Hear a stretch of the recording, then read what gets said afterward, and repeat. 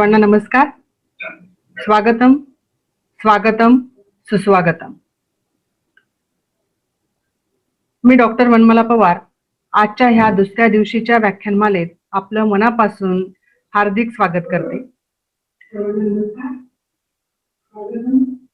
Diet व शिक्षण विभाग प्राथमिक व माध्यमिक यांच्या संयुक्त विद्यमानाने भाषा संवर्धन पंधरवाडा त्या ठिकाणी साजरा होत आहे. आजचा हा दुसरा दिवस. आजच्या ह्या दुसऱ्या दिवशी उपस्थित सर्व मान्यवरांचं पुन्हा एकदा शब्दसुमनांनी मी हार्दिक स्वागत करते. आपल्या सर्वांना माहिती आहे, मराठी भाषा ही आपली सर्वांची भाषा आहे, आपली जननी आहे.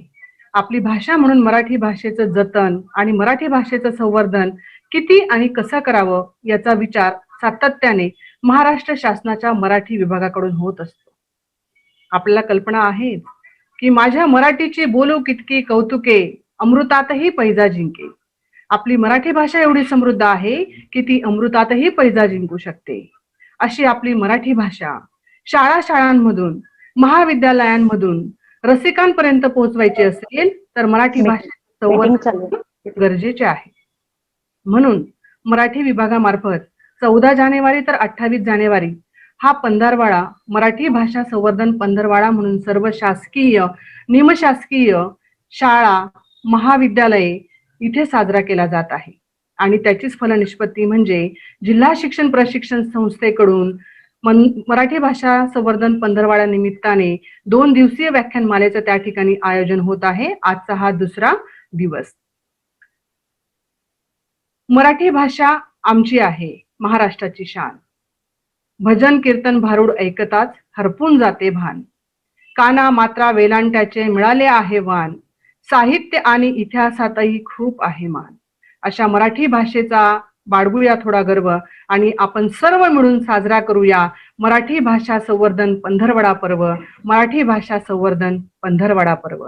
मी पुन्हा एकदा कार्यक्रमासाठी उपस्थित सर्व मान्यवरांचं मनापासून त्या ठिकाणी स्वागत करते.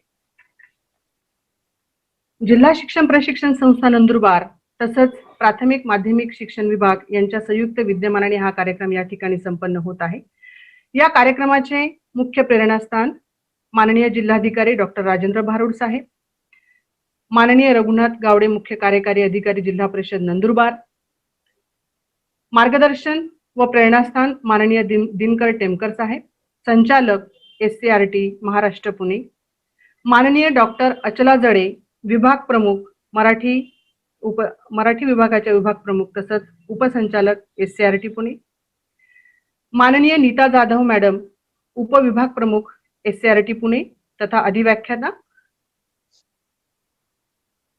ज्यांच्या मार्गदर्शनाने आणि त्यांच्या प्रेरणास्थानाने हा कार्यक्रम या ठिकाणी संपन्न होत आहे असे जिल्हा शिक्षण प्रशिक्षण संस्थेचे प्राचार्य माननीय भटकर साहेब, आमच्या संस्थेतील वरिष्ठ अधिव्याख्याता माननीय प्रवीण चव्हाण साहेब, मराठी विभाग प्रमुख वरिष्ठ अधिव्याख्याता माननीय रमेश चौधरी साहेब, शिक्षण अधिकारी माध्यमिक माननीय MV कदम साहेब, शिक्षण अधिकारी प्राथमिक माननीय डॉक्टर राहुल चौधरी साहेब, आमच्या संस्थेतील सर्व सन्माननीय अधिव्याख्याता माननीय BR पाटील साहेब, माननीय पंढरीनाथ जाधव साहेब, डॉक्टर संदीप मोळे साहेब, तसंच या कार्यक्रमासाठी खास करून सर्व याच्यासाठी उपस्थित आमचे सर्व विषय सहाय्यक आदरणीय Prakash Bhambare sir, Sandeep Patil sir, Devendra Borse sir, Uday Kedar व अलका पाटील मॅडम.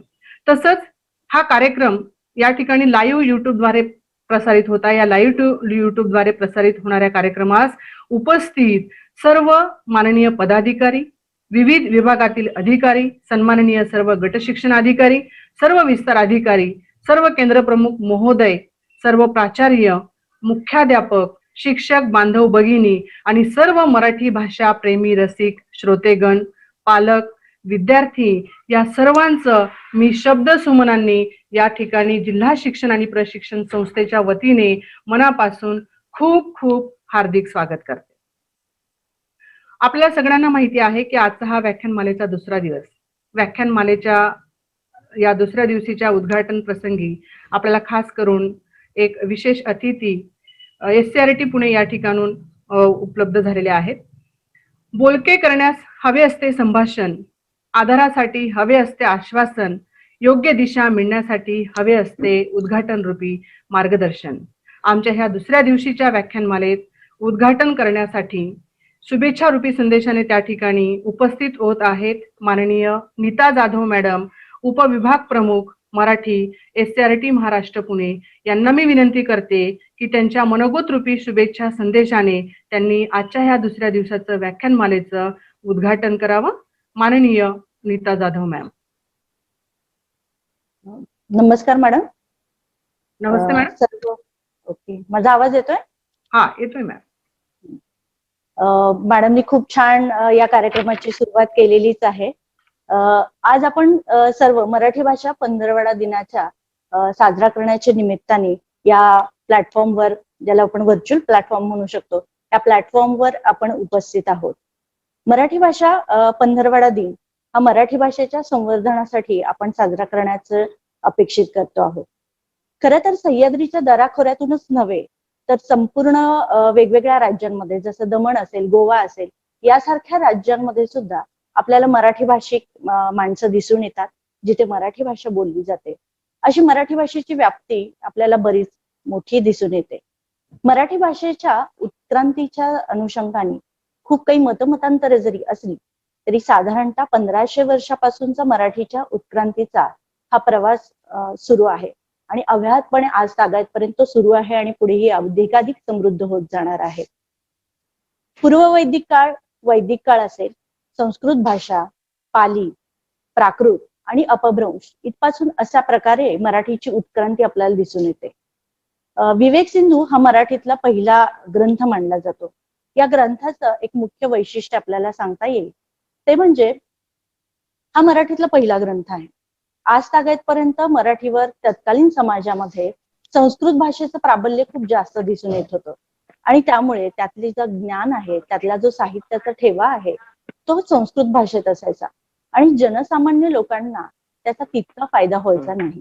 आणि म्हणूनच विवेक सिंधू हा ग्रंथ मराठीतून सुरू झाला आणि तिथपासून हा ज्ञानाचा ठेवा असेल, हे साहित्यामधलं ज्ञान असेल, ते जनसामान्यांसाठी खुलं झालं. फक्त विवेक सिंधूच नाही तर ज्ञानेश्वरीचा सुद्धा इथे आवर्जून उल्लेख करावा लागेल. ज्ञानेश्वरांनी ज्ञानेश्वरी सारखा महान ग्रंथ किंवा महान काव्य ज्याला म्हणता येईल, हे सगळं काव्य मराठी भाषेतून लिहिण्याचा संकल्प केला ही इतिहासातली एक फार मोठी घटनाच आहे. कारण त्यामुळेच आपल्याला मराठी भाषेतलं एक ज्ञानाचं फार मोठं भांडार आपल्यासाठी खुलं झालं. फक्त ज्ञानेश्वरी मराठीतून लिहिलीच नाही तर माझ्या मराठीची बोलू कौतुके, अमृता ते पैजा जिंके, ऐसी रसिके अक्षर मेळविन, असं म्हणत मराठी भाषेला एक वेगळ्या उंचीवर नेण्याचा प्रयत्न ज्ञानेश्वरांमुळे झालेला आहे. फक्त ज्ञानेश्वरांबरोबरच चक्रधर स्वामी, ज्यांना महानुभाव पंथातले चक्रधर स्वामी आहेत, त्यांनी लीळा चरित्र हा जो ग्रंथ लिहिलाय तो मराठीतला पहिला पद्य ग्रंथ मानला जातो. आणि तिथपासून वि. स. खांडेकर असतील, करंदीकर असतील, त्याचप्रमाणे विविध नाटककार असतील, यांनी मराठी भाषेमध्ये अनमोल योगदान दिले. या अनेक युग प्रवर्तकांनी तत्कालीन समाजाचा, तत्कालीन वेगवेगळ्या भाषिक काही आपण म्हणू शकतो बंधन झुगारून मराठी भाषेला एक वेगळ्या वळणावर नेऊन ठेवलं. आणि आज गरज आहे ते म्हणजे आपण या मराठी भाषेचं जतन करणं, संवर्धन करणं आणि आपल्या पुढच्या पिढीला हा जो अनमोल ठेवा आपल्याला मिळालेला आहे, तो अनमोल ठेवा पुढच्या पिढीला सुपूर्त करणं ही या पंधरवड्याच्या निमित्तानं एक अपेक्षा आहे. मराठी भाषा पंधरवडा दिवस का? कारण मराठीचा अभिमान तर आपल्याला नेहमीच असतोच आहे, पण तरीही हा एक वेगळा प्रयत्न का? कारण 2013 पासून शासन निर्णयान्वये मराठी भाषेचा प्रचार आणि प्रसार व्हावा यासाठी आपण मराठी भाषा पंधरवडा दिन, मराठी भाषा पंधरवडा साजरा करण्याची अपेक्षा करत आहोत. फक्त 2013 पासूनच्या शासन निर्णय नव्हे तर 2021 पासून सर्व कार्यालय आहे, सरकारी कार्यालय, निमसरकारी कार्यालय आहेत, वेगवेगळी महामंडळं आहेत, विद्यापीठ आहेत किंवा महाविद्यालय आहेत, या सर्वच ठिकाणी मराठी भाषेचा प्रचार प्रसार व्हावा, अधिकाधिक लोकांनी मराठी भाषा वापरात आणावी, या अनुषंगाने मराठी भाषा संवर्धन पंधरवडा साजरा करायचा आहे आपल्याला. आणि याच अपेक्षेने मी राज्याकडनं सुद्धा तुमच्या सर्वांकडून अशी अपेक्षा करते आहे की मराठीतला हा जो अनमोल ठेवा आहे, आपण स्वतः सुद्धा ही ग्रंथसंपदा अधिकाधिक वाचून स्वतःला समृद्ध करायचं आहे.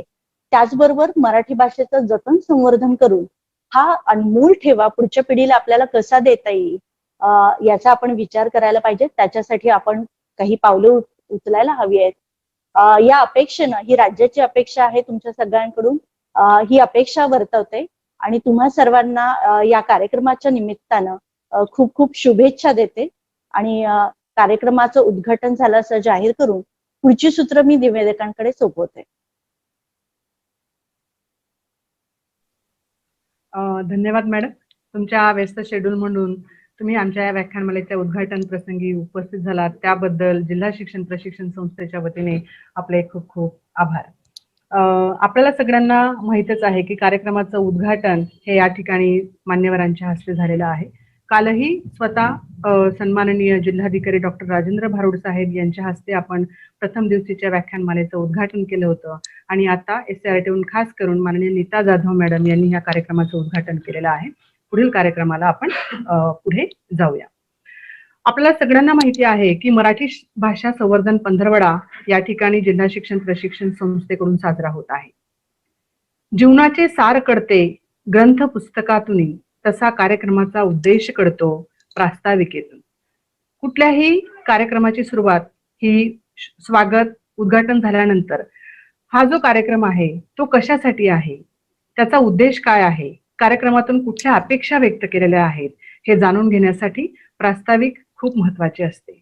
मी जिल्हा शिक्षण प्रशिक्षण संस्थेतील वरिष्ठ अधिव्याख्याता तथा मराठी विभाग प्रमुख माननीय रमेश चौधरी साहेबांना विनंती करते की त्यांनी आजच्या या व्याख्यानमालेचं प्रास्ताविक करावं. ओव्हर टू यू चौधरी साहेब. सर्वांना नमस्कार.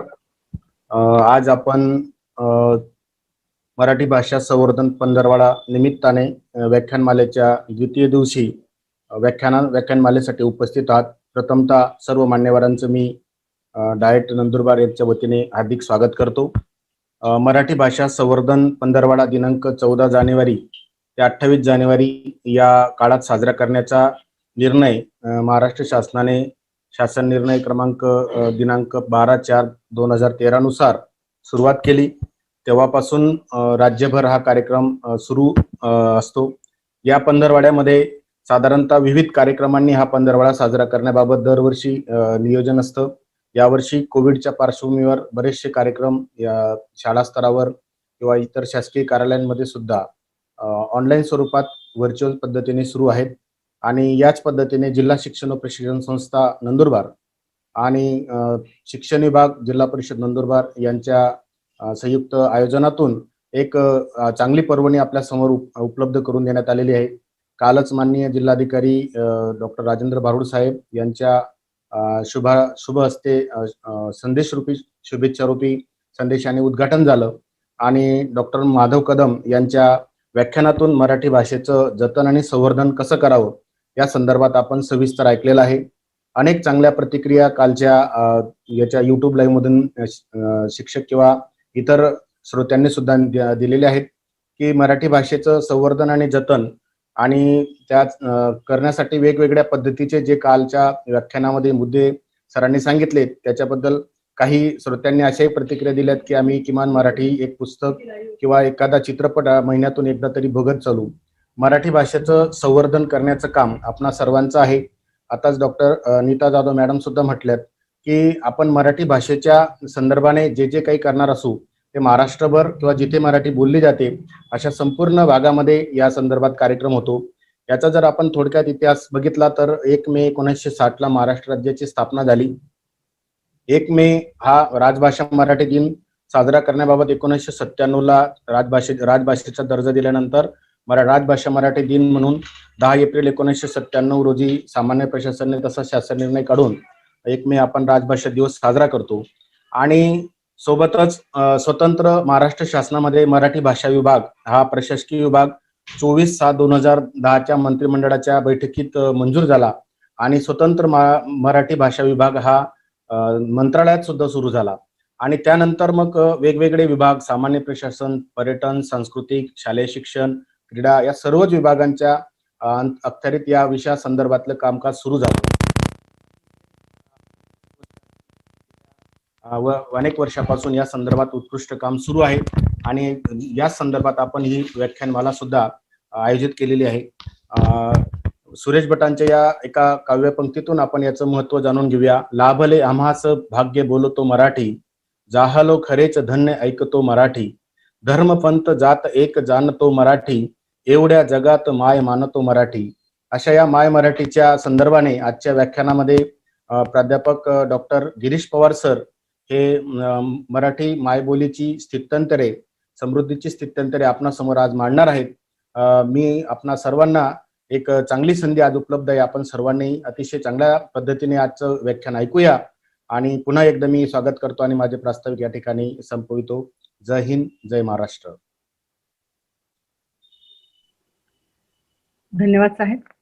आपण प्रास्ताविक मधून मराठी भाषा संवर्धन पंधरवडा व्याख्यानमालेचं आयोजन कशासाठी केलेलं आहे याचा उद्देश त्या ठिकाणी थोडक्यात आणि व्यवस्थितरित्या स्पष्ट करून दिला. डाएट नंदुरबार चॅनलवरून आजचं हे दुसऱ्या दिवसाचं व्याख्यानमाला त्या ठिकाणी प्रसारित होत आहे. उपस्थित सर्व रसिक प्रेक्षकांना, उपस्थित सर्व शिक्षक बांधव भगिनींना, सन्माननीय अधिकाऱ्यांना विनंती आहे की ह्या व्याख्यानाचा लाभ सगळ्यांनी घ्यावा. आतापर्यंत जे त्या ठिकाणी ह्या व्याख्यानासाठी लाईव्ह जुडलेले आहेत, हे व्याख्यान लवकरच सुरू होत आहे. व्याख्यानाची तज्ज्ञ जे मार्गदर्शक आहेत ते खूप छान पद्धतीने या ठिकाणी व्याख्यान घेणार आहेत. आम्हाला पुन्हा एकदा सर्वांना कळकळीचं आवाहन करते की जास्तीत जास्त संदेश हा त्वरित आपले मित्र, मैत्रिणी, बांधव, भगिनी यांच्यापर्यंत पोहोचवावा की जेणेकरून आजच्या व्याख्यानाचा लाभ सगळ्यांना त्या ठिकाणी घेता येईल. आपल्याला सगळ्यांना कल्पना आहे की आजच्या ह्या दुसऱ्या दिवशीच्या व्याख्यानामध्ये तज्ज्ञ मार्गदर्शक जे उपस्थित झालेले आहेत ते सुद्धा खूप मोठ्या उंचीचे वक्ते आहेत. त्यांच्याविषयी मी एवढंच म्हणेन की अत्तराने कपड्यांना सुगंधित करणे ही काय मोठी गोष्ट नाही. आयुष्याची खरी मजा तर तेव्हा येते जेव्हा आपले आयुष्य आपल्या कर्तबगारीने सुगंधित होते. अशा कर्तबगार व्यक्तिमत्वाचा, मराठी विषयाची उत्तम जाण असणाऱ्या व्यक्तीचा परिचय करून देण्यासाठी मी निमंत्रित करते जिल्हा शिक्षण प्रशिक्षण संस्थेतील अधिव्याख्याता माननीय डॉक्टर संदीप मुळे साहेब यांना की त्यांनी आजच्या तज्ज्ञ व्याख्यात्यांचा परिचय त्यांच्या शब्दात करून द्यावा. ओव्हर टू यू डॉक्टर मुळे साहेब. डॉक्टर पवार महोदया, धन्यवाद. महाराष्ट्र शासनाच्या निर्देशानुसार जिल्हा शिक्षण प्रशिक्षण संस्था नंदुरबार द्वारा मराठी भाषा संवर्धन पंधरवडा अंतर्गत आयोजित ऑनलाईन व्याख्यानमालेसाठी उपस्थित सर्वांचे आणि आजचे तज्ज्ञ वक्ते माननीय डॉक्टर गिरीश पवार यांचे मी स्वागत करतो. डॉक्टर पवार, मी आपला परिचय सर्वांना करून देत आहे. आपण मराठी विषयात पदवी, पदव्युत्तर पदवी व विद्यावाचस्पती पूर्ण केलेली आहे. सध्या आपण जयंत गणपत नटावतकर कनिष्ठ महाविद्यालयात 13 वर्षापासून उपशिक्षक या पदावरती कार्यरत आहात आणि त्याच संस्थेत मराठी विभाग प्रमुख आपण आहात. त्याचबरोबर मागील 2 वर्ष आपल्याला महाविद्यालयीन अध्यापनाचाही अनुभवाची शिदोरी आपल्या पाठीशी आहे. आपण वर्तमानपत्रात प्रासंगिक लेखन करता. वर्तमानपत्रात आपल्या 4 कथाही प्रकाशित आहेत, 4 शोध निबंध आपले प्रकाशित आहेत. विविध कार्यशाळांना मार्गदर्शन करण्याचा अनुभव आपल्या पाठीशी आहे. विविध विषयावरती आपण व्याख्याने देत असता. महाराष्ट्र राज्य माध्यमिक व उच्च माध्यमिक शिक्षण मंडळ पुणे तसेच शिक्षण मंडळ विभागीय नाशिक यामध्ये आपण अनुक्रमे 11वी मूल्यमापन समितीचे सदस्य, त्याचबरोबर मंडळाचे सदस्य म्हणून आपण काम करत आहात. मराठी विषय इयत्ता 11वी राज्यस्तरीय प्रशिक्षक आपण आहात.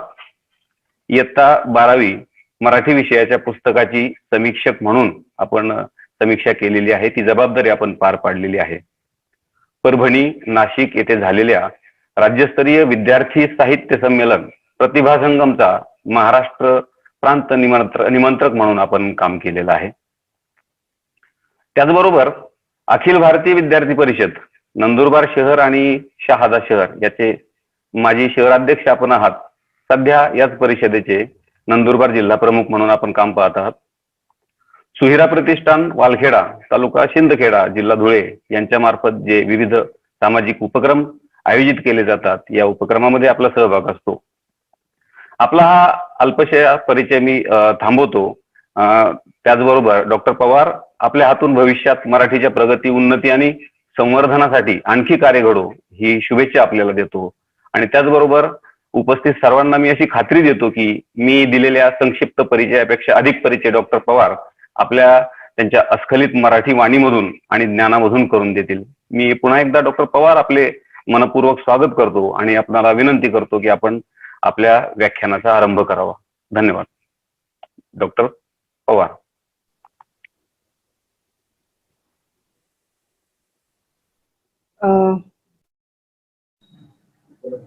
धन्यवाद मुळे साहेब.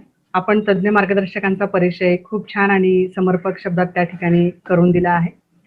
आजचे व्याख्याते आदरणीय डॉक्टर गिरीश पवार सर या ठिकाणी उपस्थित आहेत. जिल्हा शिक्षण व प्रशिक्षण संस्थेच्या वतीने माननीय डॉक्टर गिरीश पवार यांचं ह्या दुसऱ्या दिवशीच्या व्याख्यानमालेत शब्द सुमनांनी खूप खूप हार्दिक स्वागत त्या ठिकाणी करते. काल देखील डॉक्टर माधव कदम यांचं मराठी भाषा जतन आणि संवर्धन ह्या विषयीचे व्याख्यानाचा लाभ समस्त पंचक्रोशीतील त्या ठिकाणी मराठी भाषा प्रतीक प्रेक्षकांनी त्याचा आस्वाद घेतलेला आहे. आज ह्या दुसऱ्या दिवशीचा व्याख्यानाचा लाभ सुद्धा सगळ्यांनी जरूर घ्यावा. जास्तीत जास्त शिक्षक बांधवांपर्यंत हा मेसेज त्वरित त्या ठिकाणी तुम्ही स्प्रेड करावा की जेणेकरून जास्तीत जास्त सहभागी संख्येने या ठिकाणी या व्याख्यानाचा. उत्सुकता आहे मनाला, आतुरता आहे कानाला, अधिक वेळ न दवडता सुरुवात करूया आजच्या व्याख्यानाला. आजच्या व्याख्यानाचा जो विषय आहे मराठी भाषा माझ्या मायबोलीची समृद्धी आणि स्थित्यंतरे, या विषयाच्या व्याख्यानासाठी मी निमंत्रित करते माननीय डॉक्टर गिरीश पवार यांना की त्यांनी आपल्या व्याख्यानरूपी वर्षावातून आम्हाला ज्ञान समृद्ध करावे ही विनंती. माननीय doctor Girish Pawar sir, over to you. धन्यवाद मॅडम. जिल्हा शिक्षण व प्रशिक्षण संस्था नंदुरबार, जिल्हा परिषद प्राथमिक व माध्यमिक शिक्षण विभाग यांच्यातर्फे आयोजित मराठी भाषा संवर्धन पंधरवडा निमित्त या व्याख्यानमालेत मला आपण निमंत्रित केलं, व्याख्यानाची संधी दिली, त्याबद्दल जिल्हा शिक्षण प्रशिक्षण संस्थेचे प्राचार्य माननीय श्री डॉक्टर भटकर साहेब, प्राथमिक शिक्षण विभागाचे शिक्षणाधिकारी माननीय डॉक्टर राहुलजी चौधरी साहेब, माध्यमिक शिक्षण विभागाचे शिक्षणाधिकारी आदरणीय कदम साहेब, जिल्हा शिक्षण प्रशिक्षण संस्थेचे अधिव्याख्याता आदरणीय रमेशजी चौधरी साहेब, आदरणीय पंढरीनाथ जाधव साहेब, आदरणीय वनमाला पवार मॅडम, आदरणीय संदीप मुळे साहेब, त्याचबरोबर त्यांच्या सोबत या व्याख्यानमालेला यशस्वी करण्यासाठी प्रयत्न करणारी सर्व त्यांची टीम, या सर्वांचं मी सर्वप्रथम मनपूर्वक आभार मानतो. खर तर काल या व्याख्यानमालेचं उद्घाटन झालं आणि आनंदाची बाब आपल्यासाठी अशी होती की मराठी भाषा संवर्धन पंधरवडा निमित्त जी व्याख्यानमाला घेतली जाते त्या व्याख्यानमालेचं उद्घाटन जिल्ह्याचे जिल्हाधिकारी आदरणीय राजेंद्रजी भारुड साहेब यांच्या हस्ते होतं. खर तर हा सन्मान मराठी भाषेचाच आहे. खर तर माझ्या माहितीप्रमाणे या पंधरवडा निमित्त जे सर्व कार्यक्रम महाराष्ट्रभर होत आहेत, कदाचित आपला हा एकमेव जिल्हा असेल की त्या जिल्ह्यातील व्याख्यानमालेचं उद्घाटन हे जिल्हाधिकारी साहेबांच्या हस्ते झालं. खर तर त्यांच्या उद्घाटनाला कृतीयुक्त जोड आहे असं मी म्हणतो. आपण मराठी भाषा संवर्धन पंधरवडा साजरा करतोय. भाषेचं संवर्धन करणं, तिच्यात वृद्धी करणं, वाढ करणं. खर तर मी एक स्वप्न पाहिलं हे पुस्तक लिहून आदरणीय जिल्हाधिकारी राजेंद्रजी भारुड साहेब यांनी मराठीच्या संवर्धनासाठी कृतीयुक्त पाऊल उचललेलं आहे असं मला वाटतं आणि ही आपल्यासाठी अतिशय सार्थ आणि अभिमानाची बाब आहे. काल ज्यांचं व्याख्यान झालं ते आदरणीय डॉक्टर माधव कदम सर, खरं तर ज्यांचं बोट पकडून आम्ही साहित्याच्या क्षेत्रात आलो, जे आम्हाला नेहमी वंदनीय आहेत, ज्यांनी आपल्या प्रासादिक ओघवत्या शैलीत मराठी भाषेचं जतन आणि संवर्धन करण्यासाठी आपण काय करावं याबाबत अगदी उत्स्फूर्तपणे पोट तिडकीने मार्गदर्शन केलं. आजच्या या कार्यक्रमाला ज्यांनी शुभेच्छा दिल्यात त्या आदरणीय डॉक्टर नीता जाधव मॅडम. खरं तर त्यांनीच माझ्या विषयाला सुरुवात केली. अतिशय उत्तम प्रकारे त्यांनी अभ्यासपूर्ण मराठी भाषेचा विकास, मराठी भाषेची स्थित्यंतर अगदी थोडक्यात मांडण्याचा प्रयत्न केला. आज मी जो विषय आपल्या समोर मांडत आहे तो म्हणजे मराठी भाषा, मायबोलीची समृद्धी आणि स्थित्यंतरे. खरं तर ही जी समृद्धी आहे, ही स्थित्यंतर आहेत, ही आपण का समजून घ्यावीत. असं म्हटलं जातं की ज्याला आपला इतिहास माहीत नसतो त्याला आपला भूतकाळ, ज्याला माहीत नसतो, ज्याला आपला इतिहास माहीत नसतो, अशा माणसाला आपला भविष्यकाळ घडवता येत नाही. खरं तर मायबोली मराठीबद्दल आपण सर्वत्र नकार घंटा ऐकतो आणि आपण ती मराठी जन म्हणून ऐकूनही घेतो, याच मातीत याच राज्यात. खरं तर हे सर्व आपण का ऐकून घेतो याचं एक कारण असंही असू शकतं की आपल्याला आपल्या या समृद्ध मायबोलीचा इतिहास माहीत नाही, तिची समृद्धी माहीत नाही, तिची ताकद माहीत नाही आणि म्हणून कदाचित आपण हे सर्व ऐकून घेतोय.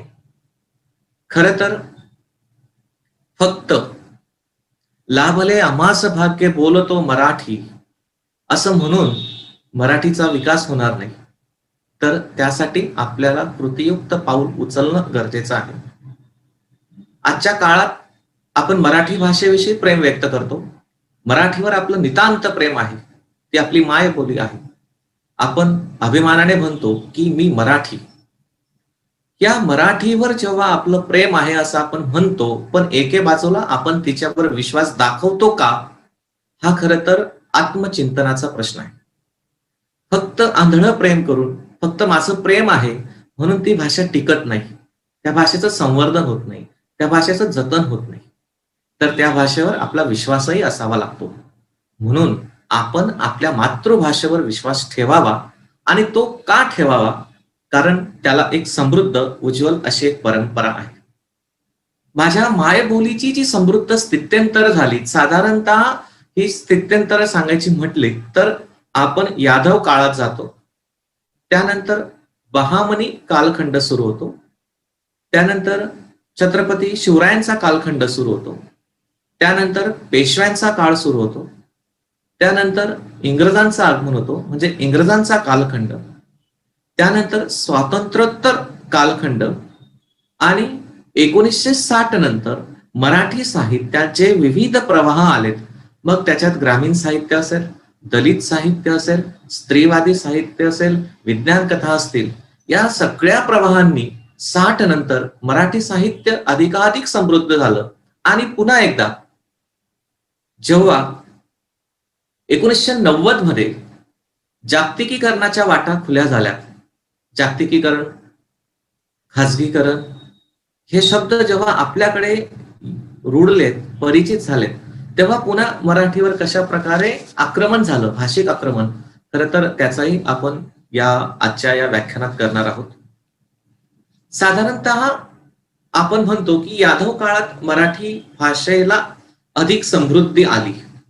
तत्पूर्वीचा जर आपण विचार केला तर महाराष्ट्र आणि मराठी भाषा, खरं तर यांचा निश्चित असा कालखंड सांगणं हे योग्य होणार नाही, किंवा विविध विचारवंतांची, विद्वानांची आणि संशोधकांची याबाबत विविध मतांतर आहेत.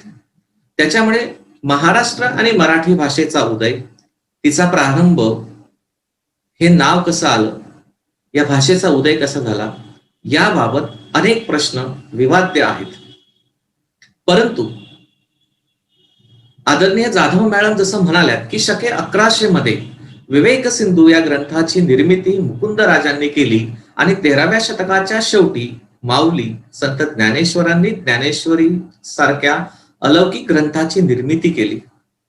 परंतु मराठीचा जो आद्यकाल आहे तो साधारणतः 8व्या शतकापासून आपण मानतो. म्हणजे इसवी सन पूर्व 5000 वर्षांपूर्वी वैदिक संस्कृती आपल्याकडे अस्तित्वात होती, वैदिक सांस्कृतिक परंपरा होती आणि त्याच्या नंतर म्हणजे त्याच्या आधीच इसवी सन पूर्व 3000 वर्षांपूर्वी आपल्याकडे 4 वेद लिहिले गेलेत, उपनिषद लिहिली गेलीत, ब्राह्मण ग्रंथ लिहिले गेलेत, आरण्यके लिहिले गेले, इत्यादी सर्व ग्रंथांची निर्मिती जी झाली ती जी निर्मिती झाली ती प्रामुख्याने संस्कृत भाषेत झाली.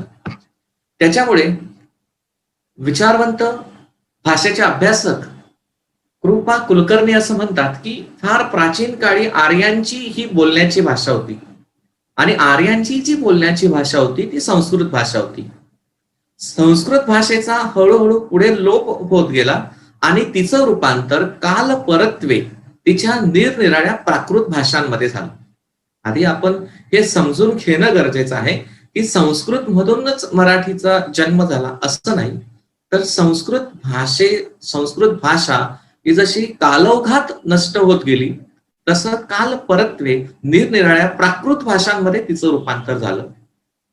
ही प्राकृत भाषा ज्या ज्या प्रांतात बोलली जात होती त्यावरून त्या भाषेला नाव देण्यात आलं. प्राकृत भाषांपैकी मुख्य प्राकृत भाषा जी महाराष्ट्री, शौरसेनी आणि मागधी व पैशाची होती. याशिवाय पाली आणि अर्धमागधी या 2 भाषाही त्यावेळेस प्राकृत भाषा बोलल्या जायच्या. खर तर महाराष्ट्रात जी प्राकृत भाषा बोलली जाते ती महाराष्ट्री प्राकृत या नावाने किंवा या नावानेच आपण तिला ओळखतो. प्राकृत भाषेच्या निर्मितीविषयी पुन्हा संशोधकांमध्ये आणि विचारवंतांमध्ये विविध मत आणि मतांतर आहेत, परंतु संस्कृत ही दैवी भाषा व तिच्यापासून जन्मलेली प्राकृत असं भाषा तज्ञ विचारवंत दंडी यांनी म्हटले आणि त्याला काही भाषा तज्ञांनी त्याला दुजोराही दिलेला आहे. खरं तर मराठी भाषेची उत्पत्ती वरवर पाहता संस्कृत भाषा ही मराठीची जननी आहे असं सरळ म्हणणं हे योग्य नाही असं म्हणणाराही एक वर्ग आहे. कृपा कुलकर्णी असं म्हणतात की केवळ वरवर पाहता संस्कृत ही मराठीची जननी होऊ शकत नाही. खरं तर कोणत्याही भाषेचा जन्मकाळ ठरवणं तसं शक्य नाही. तिची उत्पत्ती केव्हा झाली, कुठे झाली, कशी झाली हे निसंदिग्धपणे सांगणं तसं तेवढं सोपंही नाही. परंतु आपण जो कालखंड विचारात घेतो म्हणजे मराठी जी ग्रंथ रचना झाली यातले जे आद्य ग्रंथकार होते मुकुंदराज, या मुकुंदराजांनी विवेक सिंधू हा ग्रंथ लिहिला आणि त्या विवेक सिंधूचा कालखंड हा 1172 म्हणजे 11व्या शतकात हे लिहिलं गेलं आणि संत ज्ञानेश्वरांनी ज्ञानेश्वरी ही 1290 मध्ये तिची निर्मिती केली.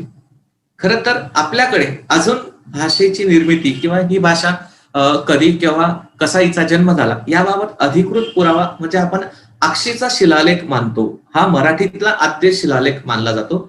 खरं तर अक्षीचा शिलालेख हा कुलाबा जिल्ह्यात तो अलिबाग तालुक्यात आहे आणि त्याआधी आपल्याकडे श्रवण बेळगोळचा लेख हा आद्य मानला जायचा, परंतु संशोधनांती हा अक्षीचा शिलालेख हा मराठीतला पहिला शिलालेख ठरला. आपण आता हा विचार करूया की मराठी किती समृद्ध भाषा आहे. तर शिलालेखापासून ज्या भाषेचा प्रवास सुरू झाला ती आज आयपॅड पर्यंत येऊन पोहोचलेली आहे. आज ती जागतिकीकरणाची संगणकाची भाषा होऊ पाहत आहे. हा जो प्रवास आहे हा समृद्ध प्रवास खरं तर आपल्याला आज समजून घ्यायचा आहे. या प्रवासात विविध स्थित्यंतर झालीत व कदाचित तिला भरभराटही आली, तिला अधोगतीही झाली, पुन्हा तिला भरभराट प्राप्त झाली. यादव कालखंडात सातवाहन साम्राज्य होतं आणि सातवाहन हा महाराष्ट्राचा पहिला ज्ञात ऐतिहासिक असा राजवंश आहे की ज्याला सम्राटपद ज्याने बहाल केलं. आणि या यादवांच्या काळात मराठीला खरं तर राजमान्यता मिळाली, कारण या कालखंडात लेखक आणि कवी यांना राजाश्रय मिळाला. ही खरं तर महत्वाची बाब ठरली. सातवाहन राजांनी महाराष्ट्री प्राकृतचा पुरस्कार केला, नवे त्यांच्या राज्य व्यवहाराची ती भाषा झाली. जेव्हा ती राज्य व्यवहाराची भाषा होते, जेव्हा ती राजाची भाषा होते, तेव्हा प्रजा देखील तिचं अनुकरण करतो किंवा प्रजा देखील ती आत्मसात करतो. आणि म्हणून या काळात सातवाहनांमध्येच हा नावाचा एक भाषा तज्ञ, भाषा पंडित होऊन गेला आणि ज्याने गाथा सप्तशती नावाचा ग्रंथ लिहिला. हा जो गाथा सप्तशती नावाचा ग्रंथ लिहिला हा ग्रंथ महाराष्ट्री प्राकृत भाषेत लिहिला गेलेला आहे. आणि हे म्हणजे महाराष्ट्राचं खरं तर लेणं आहे. महाराष्ट्रीयन संस्कृती तिच्यात दर्शन आपल्याला त्यात घडतं. म्हणून सातवाहनांच्या कालखंडातील महाराष्ट्री प्राकृतचा हा वैभवाचा कालखंड होता. आणि सातवाहनानंतर दक्षिण भारतात सत्ता स्थापन केली ती वाकाटक घराण्याने. आणि वाकाटकांचं जे घराणं होतं त्यांच्याकडे धर्म, विद्या, कला यांना राजाश्रय मिळाला. खर तर या काळात कला, साहित्य यांची उंची गाठली गेली असं म्हटलं तरी चालेल. भारताच्या प्राचीन इतिहासातलं हे सुवर्ण युग मानलं जातं.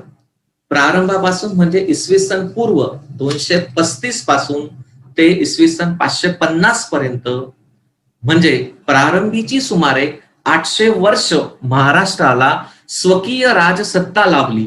आणि ह्या स्वकीय राजसत्ता लाभल्याने तिचा परिणाम काय झाला की आपल्याकडे प्राकृतचं प्राबल्य वाढलं. खरं तर महाराष्ट्राची अस्मिता यामुळेच अधिक दृढ झाली असं म्हटलं तरी अतिशयोक्ती होणार नाही. इसवी सन 550 नंतरच्या पुढील कालखंडात म्हणजे इसवी सन 1189 पर्यंत साधारणतः 600-650 वर्षांचा हा जो कालखंड होता. याच्यात बदामीचे चालुक्य, राष्ट्रकूट, कल्याणीचे चालुक्य या राजघराण्यांनी राजसत्ता प्रस्थापित केली. खर तर यांच्या काळात प्राकृतला वैभव प्राप्त झालं असं आपण म्हणू शकतो.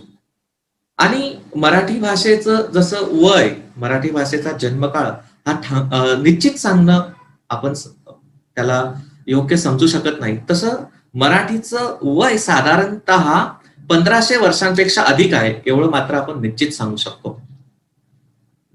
आद्य कालाचा जर आपण विचार केला तर ज्ञानेश्वरांनी ज्ञानेश्वरी लिहिली त्याच्या आधी म्हणजे इसवी सन 500 ते 700 वर्षांपासून पूर्व वैदिक संस्कृती, संस्कृत, पाली, प्राकृत आणि अपभ्रंश अशा या उत्क्रांत टप्प्यातून मराठी भाषेची निर्मिती झाली असं आपण म्हणू शकतो. महाराष्ट्राची उपराजधानी असलेल्या नागपूर पासून 70 किलोमीटर अंतरावर अंभोरा नावाचं एक गाव आहे. इथे 5 नद्यांचा संगम होतो. आणि मला सांगायला अभिमान वाटतो की या गावी पहिल्यांदा मराठी भाषा ही कागदावर लिहिली गेली. म्हणजे कागदावर पहिला शब्द उतरला. म्हणजे आम्ही शिलालेखाच्या बाबतीत माहिती ठेवतोय परंतु कागदावर मराठीचा शब्द याच आपल्या महाराष्ट्राच्या भूमीत लिहिला गेला. तसंच हरिहरनाथ यांचे जे शिष्य होते रघुनाथ आणि त्यांचे शिष्य मुकुंदराज स्वामींना रघुनाथ पंडितांनी आज्ञा केली की मराठी साम्राज्यास दिशा देणारा, प्रेरणा देणारा असा ग्रंथ तुमच्या हातून निर्माण व्हावा. आणि म्हणून मुकुंदराजांनी विवेक सिंधू या ग्रंथाची निर्मिती केली. या ग्रंथात शंकराचार्यांचं वेदांतावर निरूपण आणि विवेचन आहे. एकूण 18 अध्याय असलेला हा ग्रंथ ओवी आणि छंदात रचण्यात आलेला आहे. याच्यात स्वतः मुकुंदराज स्वामी असं म्हणतात की वेदशास्त्रांचा मतितार्थू मराठीया जोडे फलितार्थू. म्हणजे मराठी भाषा आणि संस्कृत भाषा याच्यात विवेक सिंधूची निर्मिती मुकुंदराजांनी केली, आद्य कवी मुकुंदराजांनी केली. खरं तर मुकुंदराजांनी असं का केलं याचंही वर्णन ते त्याच ग्रंथात देतात. ते असं म्हणतात की जेया नाही शास्त्रा प्रतीती नेने तर्क मुद्रेची स्थिती तेया लागी मराठीची युक्त केली ग्रंथ रचना. वेदशास्त्राचा मतितार्थू मराठीया जोडे फलितार्थू तरी चतुरी परमार्थू का निघावा. म्हणजे ज्या सामान्य अज्ञ लोकांना वेदशास्त्राची प्रतीती नाही, अनुभव नाही, त्यांना आत्मज्ञान, ब्रह्मज्ञान माहित नाही, अशा सर्वसामान्य लोकांसाठी मी हा ग्रंथ प्राकृत भाषेत लिहिण्याचा प्रयत्न केला किंवा त्याचं लेखन केलं. यादव काळ आपण जो म्हणतो तो मराठी भाषेचा समृद्धीचा काळ होता. या काळात अनेक कवी लेखकांना मी आधीच म्हणालो की राजाश्रय मिळाला. आणि देवगिरीच्या यादवांचं महाराष्ट्रावर प्रेम होतं, एका अर्थाने त्यांचं मराठी भाषेवर प्रेम होतं. या कालखंडात पहिल्यांदा मराठीला राजभाषेचा दर्जा मिळाला. महानुभव पंथाची सुरुवात देखील याच कालखंडात झाली. खरं तर चक्रधर स्वामींच्या जीवनावर माहीम भटांनी लीळा चरित्र लिहिलं. या लीळा चरित्र ग्रंथात अतिशय साधी, सोपी, सरळ आणि अनालंकृत अशा भाषेचा त्यांनी वापर केलेला आहे. सर्व महानुभव पंथाचं बीज आपल्याला या लीळा चरित्र ग्रंथात बघायला मिळतं. चक्रधर स्वामी हे महाराष्ट्रातले पहिले ज्ञात समाज सुधारक आहेत असं मला वाटतं. त्यानंतर दृष्टांतपाठ नावाचा ग्रंथ लिहिला गेला. या दृष्टांतपाठ या ग्रंथात सूत्र, द्राष्टांतिक आणि मग त्याच्यावरून त्याला एक दृष्टांत दिला आहे. एखादं सूत्र, तत्व, ब्रह्मज्ञान पटवून देण्यासाठी छोटी छोटी उदाहरणं या दृष्टांत पाठ या ग्रंथात दिली गेली. भाषेची समृद्धी कशी झाली, भाषा लोकांची जवळची कशी झाली, तर या ग्रंथात सर्वसामान्य लोकांच्या जीवनातली उदाहरणं दिली गेली. जसं आपल्या सर्वांना ज्ञात असलेला हत्तीचा दृष्टांत, म्हणजे जात्यांध जे आंधळे आहेत त्यांनी जर हत्तीच्या सोंडेला हात लावला तर त्यांना तो हत्ती असा काठीसारखा वाटतो. ज्यांनी त्या हत्तीच्या पोटाला हात लावला तर त्यांना हत्ती भिंतीसारखा वाटतो. ज्यांनी हत्तीच्या शेपूटला हात लावला तर त्यांना हत्ती हा केरसुनीसारखा, त्या झाडूसारखा वाटतो. ज्यांनी हत्तीच्या पायाला हात लावला त्यांना हत्ती हा खांबासारखा वाटतो. म्हणजे काय, हे हत्तीचे अवयव झालेत आणि हे सर्व अवयव मिळून हत्ती तयार होतो. तसं जे विविध संप्रदाय आहेत, ते विविध संप्रदाय, विविध देव, ती त्यांची वेगवेगळी नावं आहेत. म्हणजे ही परमेश्वराची विविध रूपं आहेत.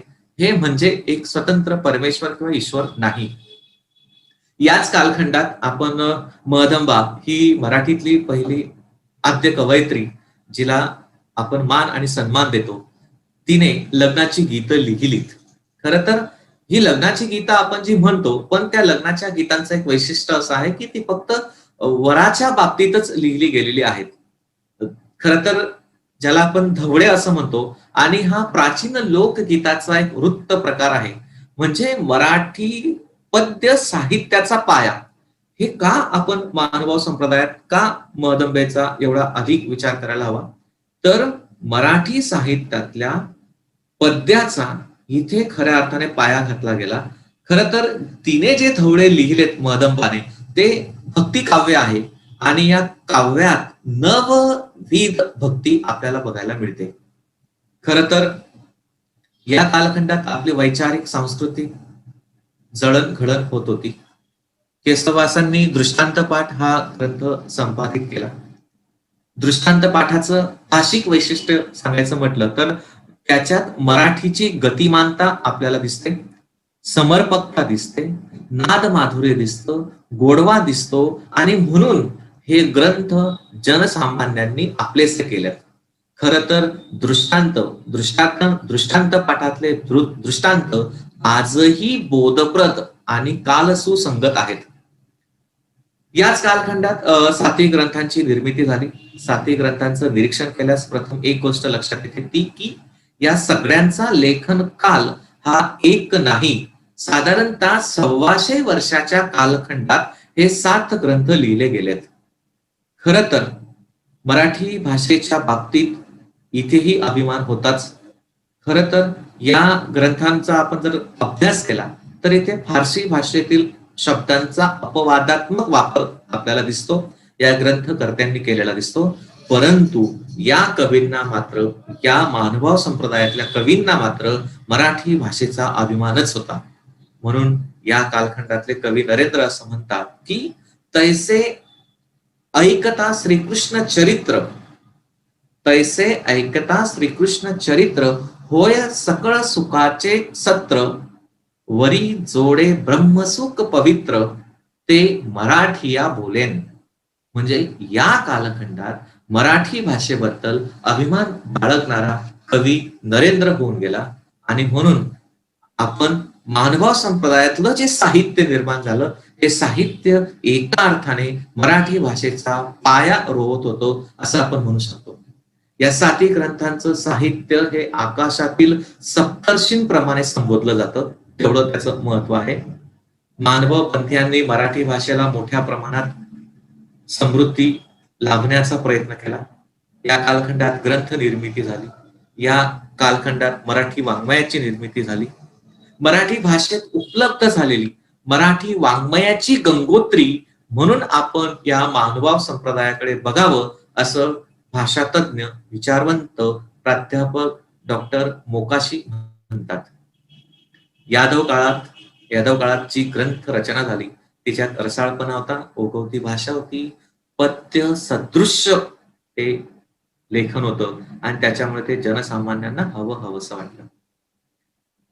याच कालखंडात म्हणजे मानव संप्रदाय जेव्हा मागे पडला आणि त्यानंतर आपल्याकडे महाराष्ट्रात वारकरी संप्रदायाचा उदय झाला आणि खऱ्या अर्थाने म्हणजे आपण जे म्हणतो की वारकरी संप्रदायापासून मराठी भाषेचा पाया घातला गेला. यादव काळातच वारकरी संप्रदाय उदयास आला आणि वारकरी संप्रदायाने देशी भाषेला महत्व दिलं. वारकरी संप्रदाय का लोकांपर्यंत पोहोचला याचं अजून एक दुसरं वैशिष्ट्य असं सांगता येईल की जसं इथे देशी भाषेला महत्व दिलं गेलं ना, त्याचप्रमाणे इथे जे अभंग लिहिले गेले, ज्या रचना झाल्यात ना, त्या रचनांमध्ये श्रोत्यांशी संवाद साधण्याचं या सर्व वारकरी संप्रदायातल्या संत महंतांचं ते लेखन कौशल्य होतं. मराठी भाषेच्या जोडीला मराठी भाषा लोकांपर्यंत पोहोचवण्याचं त्यांचं स्वतःचं असं एक तंत्र होतं. एका अर्थाने वारकरी संप्रदायाचा पाया आपण संत ज्ञानेश्वरांनी घातला असं म्हणतो, परंतु ही वारकरी संप्रदायाची जी परंपरा आहे, वारकरी संप्रदायाची परंपरा संत तुकोबारायांची शिष्या बहिणाबाई असं म्हणते की ज्ञानदेवे रचिला पाया, उभारिले देवालय, नामा तयाचा किंकर, तेने केला हा विस्तार, जनार्दन एकनाथ खांब दिला भागवत, भजन करा सावकाश तुका झालेसे कळस. या एकाच अभंगात आपल्याला वारकरी संप्रदायातल्या संतांचं कर्तृत्व आणि त्यांचं साहित्यिक दृष्टिकोनातनं महत्वही लक्षात येतं. खरं तर संतांनी महाराष्ट्राला आणि मराठीला काय दिलं तर त्यांनी वाङ्मय दिलं. संत ज्ञानेश्वर असतील, संत निवृत्तनाथ असतील, संत सोपानदेव असतील, संत मुक्ताई असतील, संत एकनाथ, संत नामदेव, संत तुकाराम महाराज, गोरा कुंभार, चोखा मेळा, संत जनाबाई, नरहरी सोनार, निर्मळा, मुक्ताई, समर्थ रामदास स्वामी, संत रोहिदास, विसोबा खेचर असतील, संत सावतामाळी असतील किंवा सोयराबाई असतील, या 18 पगड जातीतनं संत उदयास आलेत. आणि म्हणून अगदी संतांनी आपल्या अभंगवाणीने मराठी भाषेला समृद्ध केलं. संत ज्ञानेश्वरांनी तर मराठी भाषेचं समर्थन केलंच केलं. मराठी साहित्य सृष्टीत संत ज्ञानेश्वरांनी ज्ञानेश्वरी सारखा अलौकिक ग्रंथ लिहिला आणि संत ज्ञानेश्वरांनी ज्ञानेश्वरी लिहून मराठी भाषेला एक अमूल्य असा ठेवा दिला. ज्ञानेश्वरीच्या 6व्या अध्यायात संत ज्ञानेश्वर असं म्हणतात की माझ्या मराठीची बोलू कौतुके, परी अमृतातेही पैजा जिंकेल, ऐसी अक्षरे रसिके मेळवीन. आजही आपण जर बघितलं तर संत ज्ञानेश्वर जे म्हणाले आपल्या ज्ञानेश्वरीच्या 6व्या अध्यायात की माझ्या मराठीच्या आज आपण मराठी म्हणतो, याचा अर्थ असा होतो की आज फक्त उच्चांतरात बदल झाला आहे, नामांतरात बदल झालेला नाही. हाही आपण इथे विचार करणं गरजेचं आहे. संत ज्ञानेश्वरांनी ज्ञानेश्वरीच्या 13व्या, 11व्या आणि 15व्या अध्यायात मराठीच्या थोरवी बाबत वर्णन केलेलं आहे. संत ज्ञानेश्वरांची भाषा ही जनसामान्यांची भाषा होती आणि म्हणून ज्ञानेश्वरी आपलीशी वाटली. संत ज्ञानेश्वरांसोबतच ज्ञानेश्वरांच्या भावंडांनी मराठी वाङ्मय समृद्ध करण्याचा प्रयत्न केला. खर तर कैलासवासी विका राजवाडे असं म्हणतात की संत झाले नसते तर संस्कृती विनाश होऊन महाराष्ट्राची प्रजा ही अफगाणिस्तान प्रमाणे एकवर्णी मुसलमान झाली असते. संतांचे खूप मोठे उपकार या महाराष्ट्राच्या भूमीवर आहेत.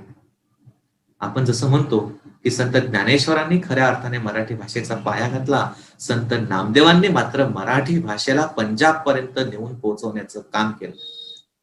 ग्रंथ गुरु साहेब मध्ये आजही संत नामदेवांचे अभंग हिंदी भाषेत आहेत. याचा अर्थ असा होतो की आमचा हा संप्रदाय पंजाब पर्यंत जाऊन पोहोचला. या कालखंडाचं अजून एक वैशिष्ट्य सांगता येईल की इथे खऱ्या अर्थाने गुरु शिष्याची परंपरा झाली. संत नामदेवांचे गुरु विसोबा खेचर होते. विसोबा खेचरांनी खऱ्या अर्थाने संत नामदेवांच्या मनातला अहंकार नाहीसा केला. संत ज्ञानेश्वरांना कोणी गुरु मिळत नव्हतं म्हणून त्यांनी आपल्या मोठ्या बंधूंनाच म्हणजे निवृत्तीनाथांनाच आपलं गुरु केलं. याचा अर्थ असा होता की ही जी सांस्कृतिक जळणघळण आमची होते, इथे आमची भाषा तर समृद्ध होतेच आहे, पण आमच्यावर संस्कारही होत आहे. आणि म्हणून दामा पाहे अवघा जिकडे तिकडे देव हा भाव नामदेवांच्या मनात जो उत्पन्न केला तो त्यांचे गुरु विसोबा खेचर यांनी उत्पन्न केला. खरं तर नामदेवांनी प्रतिज्ञा केली होती ती शतकोटी अभंगाच्या रचनेची आणि त्यांनी आपली ती प्रतिज्ञा पूर्ण देखील केली. खऱ्या अर्थाने मराठी भाषेचे ऊर्जा स्रोत म्हणून संत नामदेवांकडे बघितलं जातं. मराठी भाषा, मराठी संस्कृतीची पताका पंजाब पर्यंत त्यांनी फडकवली. नाचू कीर्तनाचे रंगी ज्ञानदीप लावू जगी हे त्यांच्या आयुष्याचं ध्येय होतं आणि त्यांनी त्याच प्रकारे आपलं आयुष्य व्यतीत केलं. संत ज्ञानेश्वर, संत नामदेव आणि त्यानंतर खऱ्या अर्थाने मराठी भाषेची वकिली जर कोणी केली असेल तर ती संत एकनाथांनी.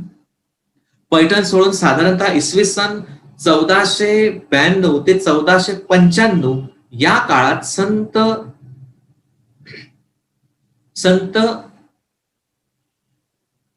एकनाथांनी पैठणला वास्तव्य केलं आणि पैठणला वास्तव्य केल्यानंतर त्यांनी श्रीमद भगवद्गीतावरची मराठी टीका लिहिली. इथेच त्यांनी अतिशय स्पष्ट प्रश्न विचारला की संस्कृत वाणी देवे केली, प्राकृत काय चोरापासून आली, असा रोखठोक सवाल करणारे ते एकमेव संत होऊन गेलेत.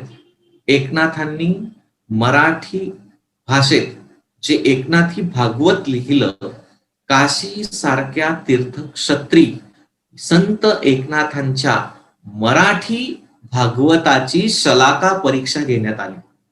मला इथे नमूद करताना सार्थ अभिमान वाटतो की जेव्हा नाथांच्या मराठी भागवताची काशी सारख्या तीर्थक्षत्री जेव्हा काशीच्या पंडितांनी शलाका परीक्षा घेतली, तेव्हा तुम्हा आम्हा सर्व मराठी जनांना अभिमान वाटावा अशी गोष्ट घडली की शलाका परीक्षेत नाथांचं मराठी भागवत हे उत्तीर्ण झालं आणि म्हणून काशी सारख्या तीर्थक्षत्री नाथांच्या मराठी भागवताची पालखीतून मिरवणूक निघाली. हा एका अर्थाने मराठी भाषेचाच सन्मान होता असं मला या ठिकाणी वाटतं. संत ज्ञानेश्वरांनी लिहिलेली ज्ञानेश्वरीची पहिली अस्सल शुद्ध प्रत लोकांसमोर आणण्याचं श्रेय जातं ते संत एकनाथांनाच. आणि म्हणून इथे अजून एक गोष्ट नमूद करावीशी वाटते की मराठी भाषेतील पहिले संपादक होण्याचा मान सुद्धा संत एकनाथांनाच मिळतो. तेव्हा भाषा समृद्धीच्या वाटा या कशा विकसित होत जातात. आणि पहिले संपादक म्हणून आपण एकनाथांचाच उल्लेख करू शकतो. खरं तर संत एकनाथ महाराज हे युग प्रवर्तक होते असं म्हटलं जातं आणि खरोखर त्यांनी त्या युगाशी सुसंगत अशा प्रकारच्या रचना केल्या. संत एकनाथ खऱ्या अर्थाने ते लोकसाहित्यकार होते. अजून एक महत्वाची गोष्ट, जे आपल्याकडे लोकसाहित्य आलं त्याची बीज सुद्धा आपल्याला या वारकरी संप्रदायातच दिसतात. त्यांनी भारुडं लिहिलीत. याद्वारे त्यांनी अंधश्रद्धा निर्मूलनासाठी प्रयत्न केला. जातीयतेच्या विरोधात त्यांनी त्या काळात कार्य केलं. अमृताहुनी गोड अशा मातृभाषेला लोकभाषा बनवण्याचं कार्य जर कोणी केलं असेल तर ते नाथांच्या भारुडांनी केलं, त्यांच्या गवळणींनी केलं, त्या गोंधळाने केलं आणि यांच्या साह्याने खऱ्या अर्थाने जनजागृती झाली. हा यादव काळातला मराठीतला समृद्धीचा भाग आहे आणि तो आपण समजून घ्यायला हवा. खरं तर एकनाथ खऱ्या अर्थाने लोकशिक्षक होते. लोकशिक्षकाची भूमिका एकनाथांनी पार पाडली. एकनाथांनी जी भारुडं लिहिलीत, या भारुडांमध्ये त्यांनी सर्वसामान्य लोकांना जागा दिली.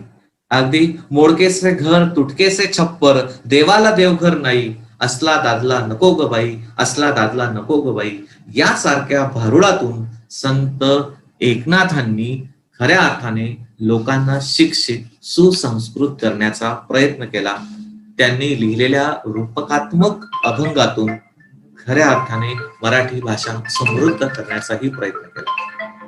या ठिकाणी पुन्हा एकदा मला नमूद करावं असं वाटतं की जसं संत साहित्यात वारकरी संप्रदायात 18 पगड जातीतून संत उदयास आलेत, या 18 पगड जातीतल्या संतांनी काय केलं तर आपल्या दैनंदिन व्यवहारातले शब्द अभंगात आणले आणि त्या शब्दांना खऱ्या अर्थाने चिरंजीवित्व दिलं. मग अगदी आमचे संत सावता माळी असं म्हणतात की कांदा मुळा भाजी अवघी विठाई माझी, लसूण मिरची कोथिंबिरी अवघा झाला माझा हरी. मोठ नाड विहीर दोरी अवघी व्यापिली पंढरी, सावता म्हणे केला मळा विठ्ठल पायी गोविला गळा. म्हणजे कांदा मुळा भाजी, दोर, मोठ, विहीर, नाड यासारख्या शब्दांना त्यांनी अभंगात जागा दिली. आमचे संत सेनानावी असं म्हणतात की आम्ही वारिक वारिक करू हजामत बारीक, विवेक दर्पण आयना दावू वैराग्याची चिमठी घेऊ, उदक शांती डोई घोडू अहंकाराची शेंडी पिळू, भावार्थाच्या बगला झाडू काम क्रोध नखे काढू, चौवर्णा देवोनी हात सेना राहिला निवांत. ही भाषा समृद्धीच होती. आपल्या व्यवसायातले शब्द या सगळ्या संतांनी आपल्या अभंगात आणण्याचा प्रयत्न केला. आणि खर तर मग अगदी संत नरहरी सोनार असतील तर ते अगदी असं म्हणतात की देवा तुझा मी सोनार, तुझ्या नामाचा व्यवहार.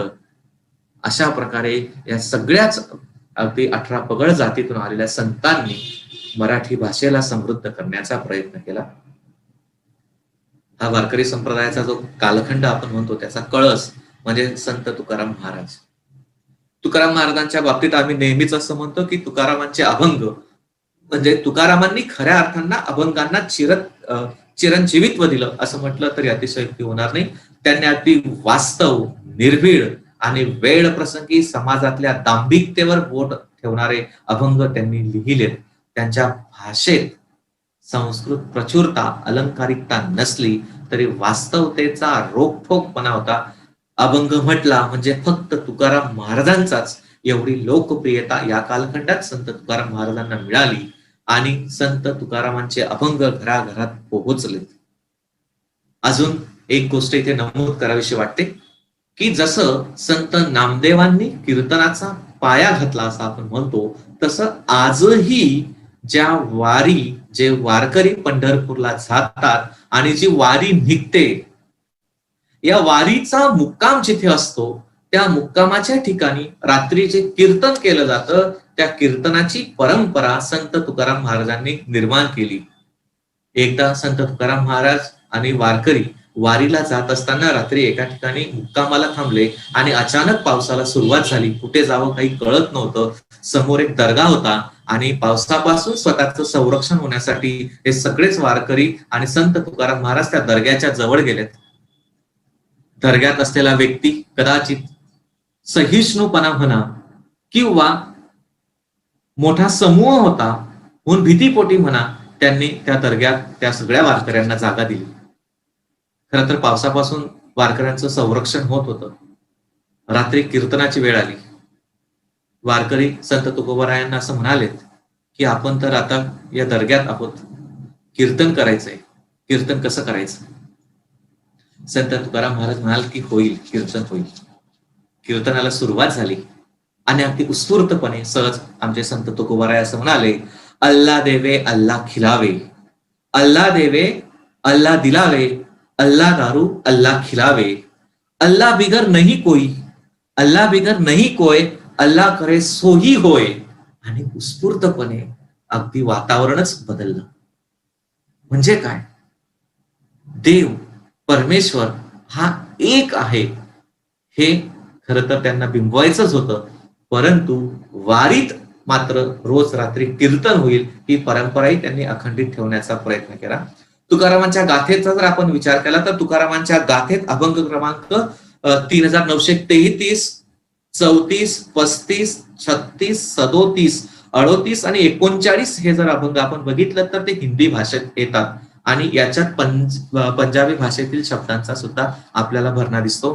जात पात धर्म वर्ण संप्रदाय या सगळ्या चौकटी मोडून समाजातील सर्व स्तरावरचे संत लेखन करू लागले आणि एका अर्थाने मराठी भाषा ही समृद्ध होऊ लागली. मराठी भाषेची समृद्धी वारकरी संप्रदायात झाली. बहामनी जो कालखंड असतो, बहामनी कालखंड, यात यादवांचं राज्य संपलं आणि मुसलमानी आक्रमणांचा कालखंड खरं तर सुरू झाला. या कालखंडात सरकारी भाषा ही फारसी भाषा झाली.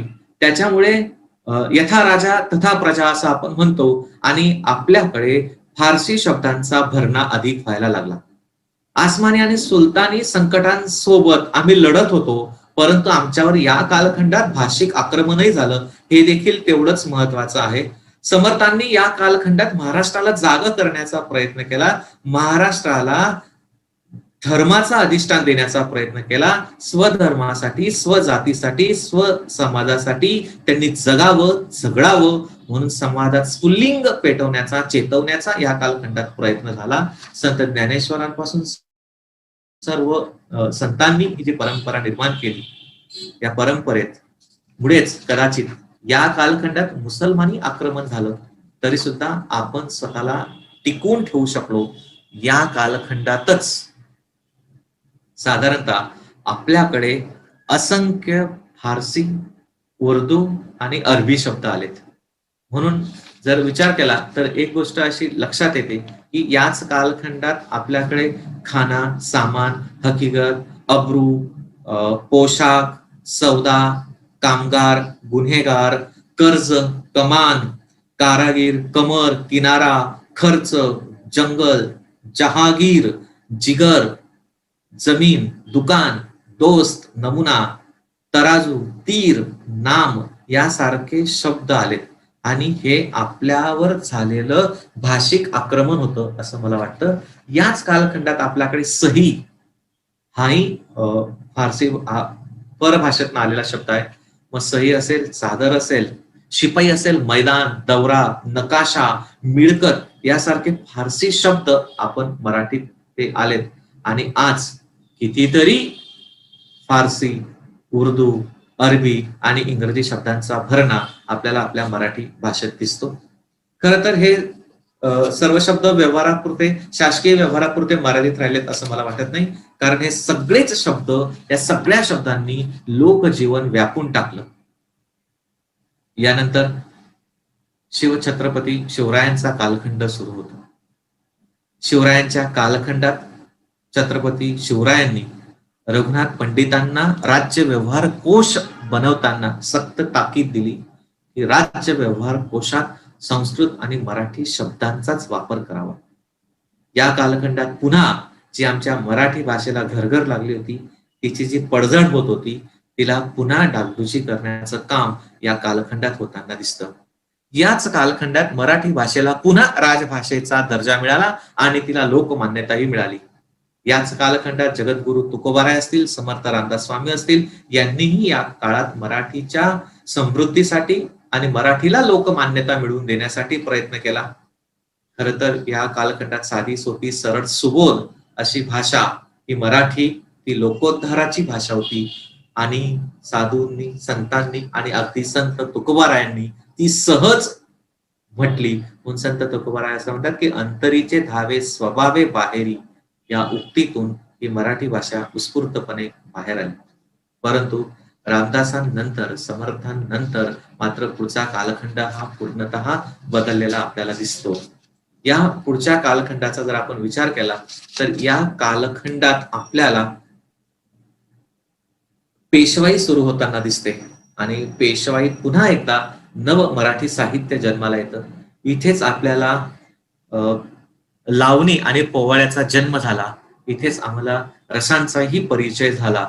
याच कालखंडात वीर रसात पोवाडा लिहिला गेला आणि शृंगारपर अशी लावणी या कालखंडात लिहिली गेली. याही कालखंडात खरं तर हा समृद्धीचाच होता. पेशव्यांच्या कालखंडातच बखर लेखनाला सुरुवात झाली. आणि मराठी गद्याला श्रीमंती आणण्याचं काम खरं तर मराठी बखरींनी केलं.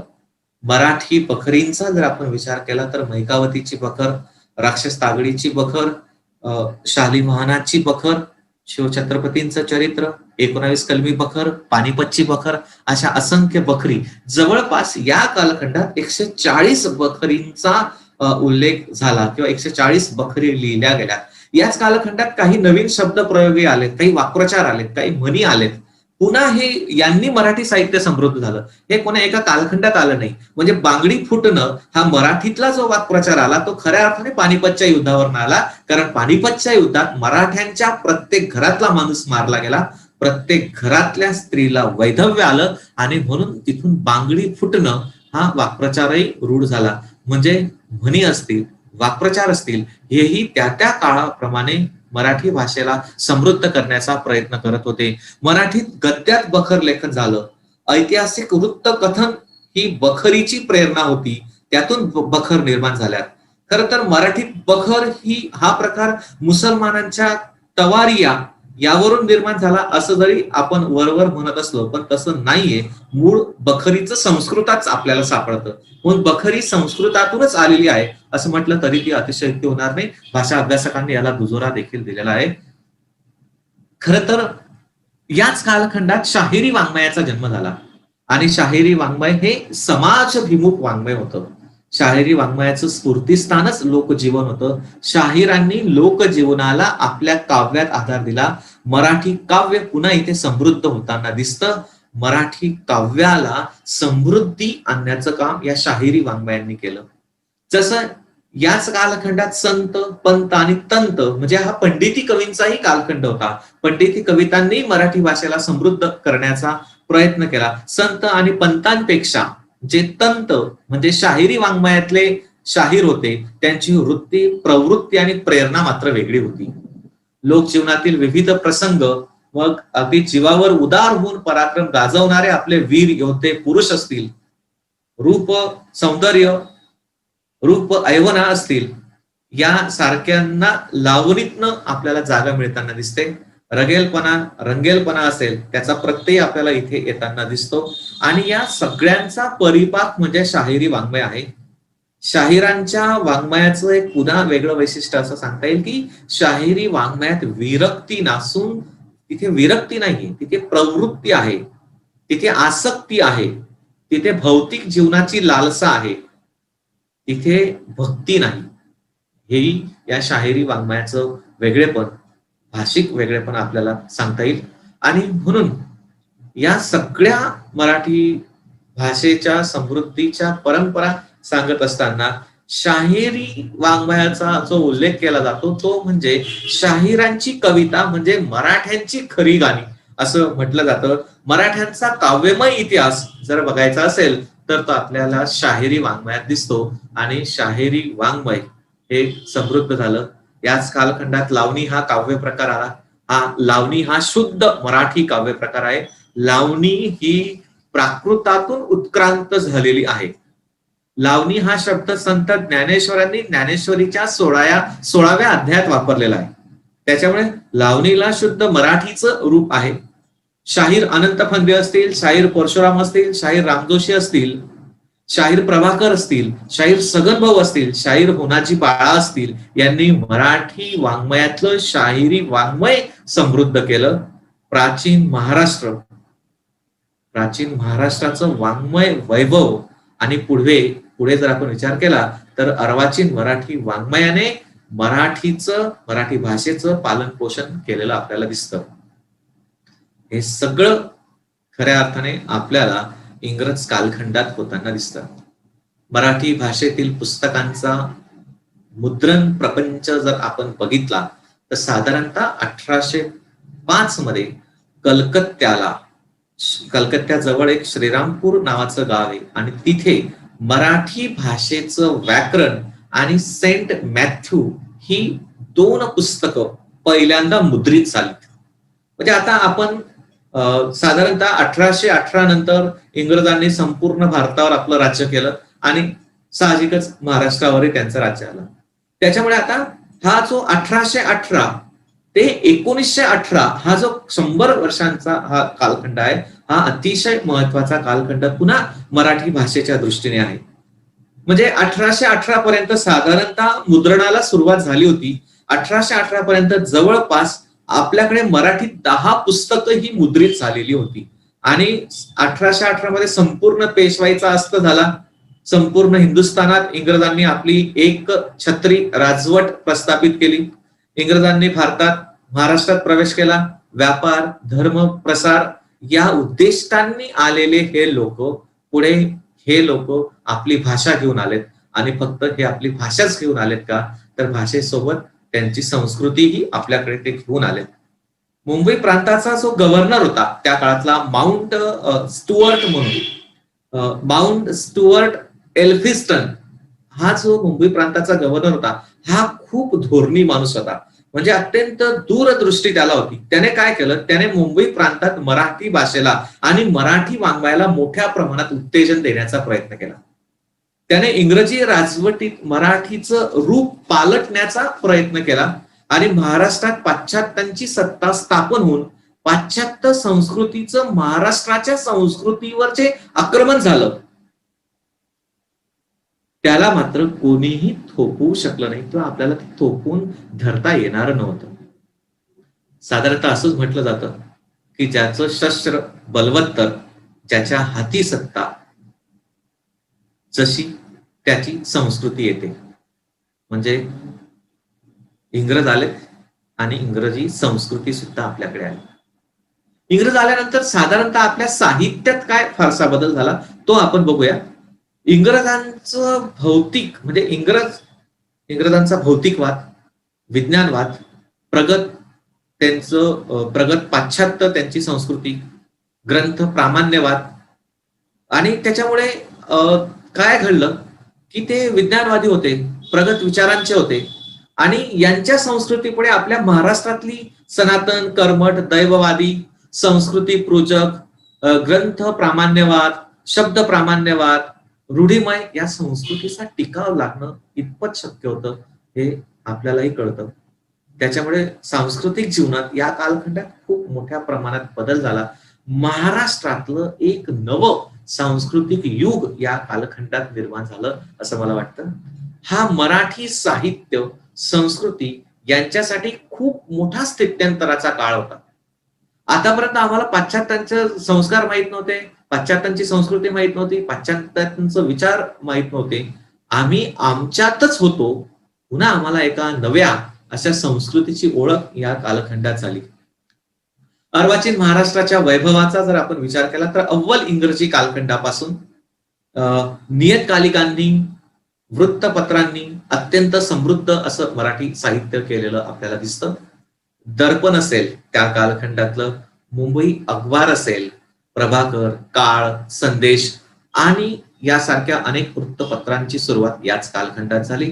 मराठी मासिकाचा जो प्रारंभ आहे तो मराठी मासिकाचा प्रारंभ साधारणतः 1840 मध्ये दिग्दर्शन पासून सुरू झाला. त्यानंतर मग ज्ञानचंद्रोदय असेल, उपदेश चंद्रिका असतील, मराठी ज्ञानप्रसारक असेल आदी मासिकांनी मराठी साहित्याला समृद्ध करण्याचा प्रयत्न केला. याच कालखंडात मग विष्णू शास्त्री चिपळूणकर असतील, लोकहितवादी असतील, गोपाळ गणेश आगरकर असतील, शिवराम महादेव परांजपे असतील, यासारख्या लोकांनी निबंध वाङ्मयाला समृद्ध करण्याचा प्रयत्न केला आणि अव्वल इंग्रजांच्या कालखंडात विविध नियतकालिकांमधून मराठी निबंध वाङ्मयाचा उदय आणि विकास होत जाताना दिसतो.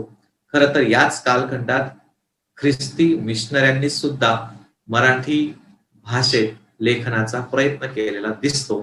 लघुनिबंधाला एका वेगळ्या उंचीवर नेण्याचं काम या कालखंडात नासी फडके आणि वि स खांडेकर यांनी केलेलं आपल्याला दिसतं. त्याच्यामुळे नासी फडके आणि वि स खांडेकर या दोघांच्या लेखनीतलाही फरक आपल्याला या काळात दिसतो.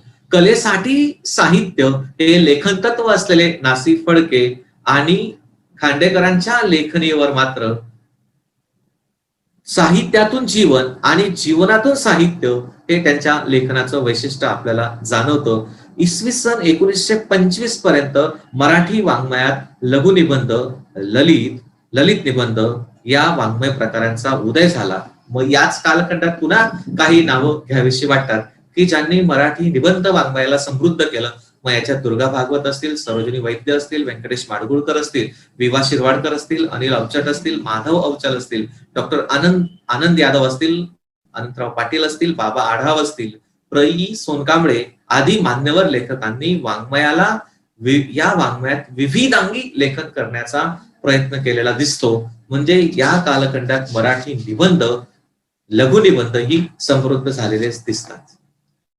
याच कालखंडात पुन्हा मराठी रंगभूमीचा जन्म झाला. म्हणजे मराठी रंगभूमीचा जन्म झाला याचा अर्थ असा होतो की मराठी नाट्य वाङ्मयाचा जन्म झाला. आपण नेहमी असं म्हणतो की मानवी जीवन हे एक नाटक आहे, माणूस हा नाटक वेळा प्राणी आहे, महाराष्ट्रीयन माणसाला नाटकाचं वेड आहे, नाटक हे मानवी जीवनाचं एक महत्वाचं चित्र आहे, इत्यादी उद्गार आपण सहज काढतो आणि ते अगदी सार्थ आहे. खरं तर नाटक आणि मानवी जीवनाचा अन्योन्य असा सहसंबंध आहे. नाटक या वाङ्मय प्रकाराने मराठी साहित्याला खऱ्या अर्थाने समृद्ध केलं. महाराष्ट्रात नाट्यकलेचा तसा उशिराने विकास झाला, परंतु नाट्याची बीज पुन्हा नाट्य वाङ्मयाची बीज आपल्याला कुठे सापडतात तर आपल्या लोकसाहित्यात सापडतात. किंवा मग पोवाडा असेल, भारुड असतील, ललित असेल, कळसूत्री, त्या बाहुलींचं नाट्य असेल, दशावतारी असेल, याच्यात पुन्हा आपल्याला नाट्याचीच बीज दिसतात. कीर्तन तमाशा असेल, याच्यातही नाट्याचीच बीज होती. परंतु साधारणतः या कालखंडात नाट्य वाङ्मयाचा जन्म झालेला आपल्याला दिसतो. आणि 1843 मध्ये मराठी रंगभूमीची मुहूर्तमेढ रोवली गेली आणि ती रोवली विष्णुदास भावेंनी, ज्यांनी सीता स्वयंवर हे आद्य मराठी नाटक लिहिलं. मग अण्णासाहेब किर्लोस्करांपासून जी संगीत नाटकाची परंपरा असेल, मग आजचं कट्यार काळजात घुसली इथपर्यंत ही परंपरा आपल्याला सांगता येऊ शकते. या कालखंडाचा अगदी धावता उल्लेख करायचा म्हटला तर या कालखंडात गोविंद बल्लाळ देवल असतील, श्रीपाद कृष्ण कोलटकर असतील, कृष्णाजी प्रभाकर खाडीलकर असतील, राम गणेश गडकरी असतील, मामा वरेरकर असतील, प्रख्यात्रे असतील, रांगणेकर असतील, कानेटकर असतील, विजय तेंडुलकर असतील, विवा शिरवाडकर असतील, यासारख्या नाटककारांनी, अगदी जयवंत दळवी या कालखंडातले महत्वाचे नाटककार होऊन गेलेत की ज्यांनी मराठी नाट्यभूमीला समृद्ध करण्याचा प्रयत्न केला. यांनी नाटकांद्वारे मराठी मनाची आणि मराठी भाषेची खऱ्या अर्थाने समृद्धी करण्याचा प्रयत्न केला. त्यानंतरचा जर आपण कालखंड बघितला, या स्वातंत्र्यपूर्व कालखंडात स्वातंत्र्यवीर सावरकरांचं मराठीसाठीच जे योगदान आहे ते मला अतिशय इथे नमूद करणं महत्वाचं वाटतं. ते यासाठी की अगदी म्हणजे सामनाच्या एका अग्रलेखात सावरकरांचा भाषा प्रभू सावरकर असा उल्लेख करण्यात आला होता आणि तो कसा सार्थ आहे तर ते आपण थोडस इथे त्याचं विवेचन करणं मला क्रमप्राप्त वाटतं. कारण या कालखंडात काय होत होतं, मराठी भाषा समृद्ध होत होती, परंतु मराठी भाषा ही उर्दू, फारसी, अरबी यासारखे, मग इंग्रजी यासारखे शब्द आपल्या सोबत घेऊन ती समृद्ध होण्याचा प्रयत्न करत होती. परंतु मराठी भाषेचं प्रेम म्हणजे सावरकरांचं या कालखंडातलं मराठी भाषेचं प्रेम आपण नाकारू शकत नाही. मराठी भाषेचं फक्त तुंतुन त्यांनी वाजवलं नाही, तर मराठी भाषेसाठी कृतीयुक्त योगदान स्वातंत्र्यवीर विनायक दामोदर सावरकरांनी इथे दिलेलं आहे. भाषा समृद्धीचं व्रतच त्यांनी अंगीकारलं होतं की काय असं आपल्याला वाटतं. इतर भाषांमधील शब्द मराठीत आलेत आणि मग काय झालं, त्या कालखंडात दत्तो वामन पोतदार आणि सावरकरांचा जो भाषिक वाद झाला ना, तो सर्वश्रुत आणि सर्व परिचित आहे. म्हणजे दत्तो वामन पोतदार यांचं असं म्हणणं होतं की खरं तर परभाषेतील शब्द जेव्हा आपण मराठी भाषेत आत्मसात करतो आणि मराठी त्यांना पचवते, म्हणजे हा मराठी भाषेचा विजय आहे. पण सावरकरांनी त्यांना अतिशय बाणेदारपणे उत्तर दिलं. सावरकर असं म्हणाले की हे खरं तर हा आमचा विजय नाही, परभाषेतील शब्द मातृभाषेच्या अंगावरचे व्रण आहेत आणि म्हणून सावरकरांना दुसऱ्या म्हणजे परभाषेतला शब्द मराठी भाषेत अजिबात मान्य नव्हता. इथे मला पुन्हा एक संदर्भ द्यावासा असा वाटतो की फ्रेंच अकादमी म्हणजे फ्रेंच माणसाला आपल्या मातृभाषेबद्दल कमालीचा आदर आहे, कारण फ्रेंच अकादमी नवीन शब्दाला मान्यता देताना विचार करते. आपल्याकडे सहज कोणत्याही भाषेतला शब्द आपण मराठीत आणतो आणि तो मराठीच होतो. म्हणजे असे भरपूर परभाषिक शब्द आहेत की जे मराठी नाही आहेत, पण आज मराठीत त्यांचं अस्तित्व आपण नाकारू शकत नाही, किंवा मराठी माणूसही ते मराठी नाहीत ते शब्द असं म्हणू शकत नाही. इथपर्यंत ते मराठीत त्यांनी स्वतःचं अस्तित्व निर्माण केलेलं आहे. खरं तर सावरकरांनी या कालखंडात असं म्हटलं की जेव्हा तुम्ही जेवढे परभाषेचे शब्द वापराल ना, काय होणार आहे, तेवढी तुम्ही तुमच्या मातृभाषेतले शब्द कमी करताय. शेवटी भाषा ही कशाने टिकते, तर जिचा व्यवहारात वापर होत असेल तर. संस्कृतचा व्यवहारातला वापर संपला. आपण नेहमी असं म्हणतो की संस्कृत भाषा मेली. अजिबात नाही. संस्कृत भाषक मेले. भाषा कधीच मरत नसते, मरतात ते भाषक. आणि म्हणून आपण जर अधिकाधिक परभाषेतल्या शब्दांचा जर वापर करायला लागलो तर आपल्याला एक गोष्ट अशी लक्षात येते की तुम्ही जर परभाषेतल्या शब्दांचा वापर कराल तर मातृभाषेतले शब्द मागे पडतील. म्हणजे काय, परभाषेतला शब्द हा भाषेच्या शरीरात हाडा मासात रुतून बसतो, असं विश्लेषण सावरकरांनी केलेलं आहे. त्यांनी त्या काळात हा युक्तिवाद करताना अतिशय समर्पक उदाहरण दिलं होतं. त्या असं म्हणतात की आपला घरचा औरस पुत्र नाकारायचा, त्याला मारायचं आणि मूल दत्तक घ्यायचं, याच्याने वंशवृद्धी होते असं नाही. म्हणून आपण आपल्या मातृभाषेला नाकारून इतर भाषेतले शब्द घेणं आणि त्यांचा वापर करणं, याचा अर्थ आपण मातृभाषेला समृद्ध करतोय असं नाही, तर आपण आपल्या मातृभाषेचाच गळा घोटत आहोत.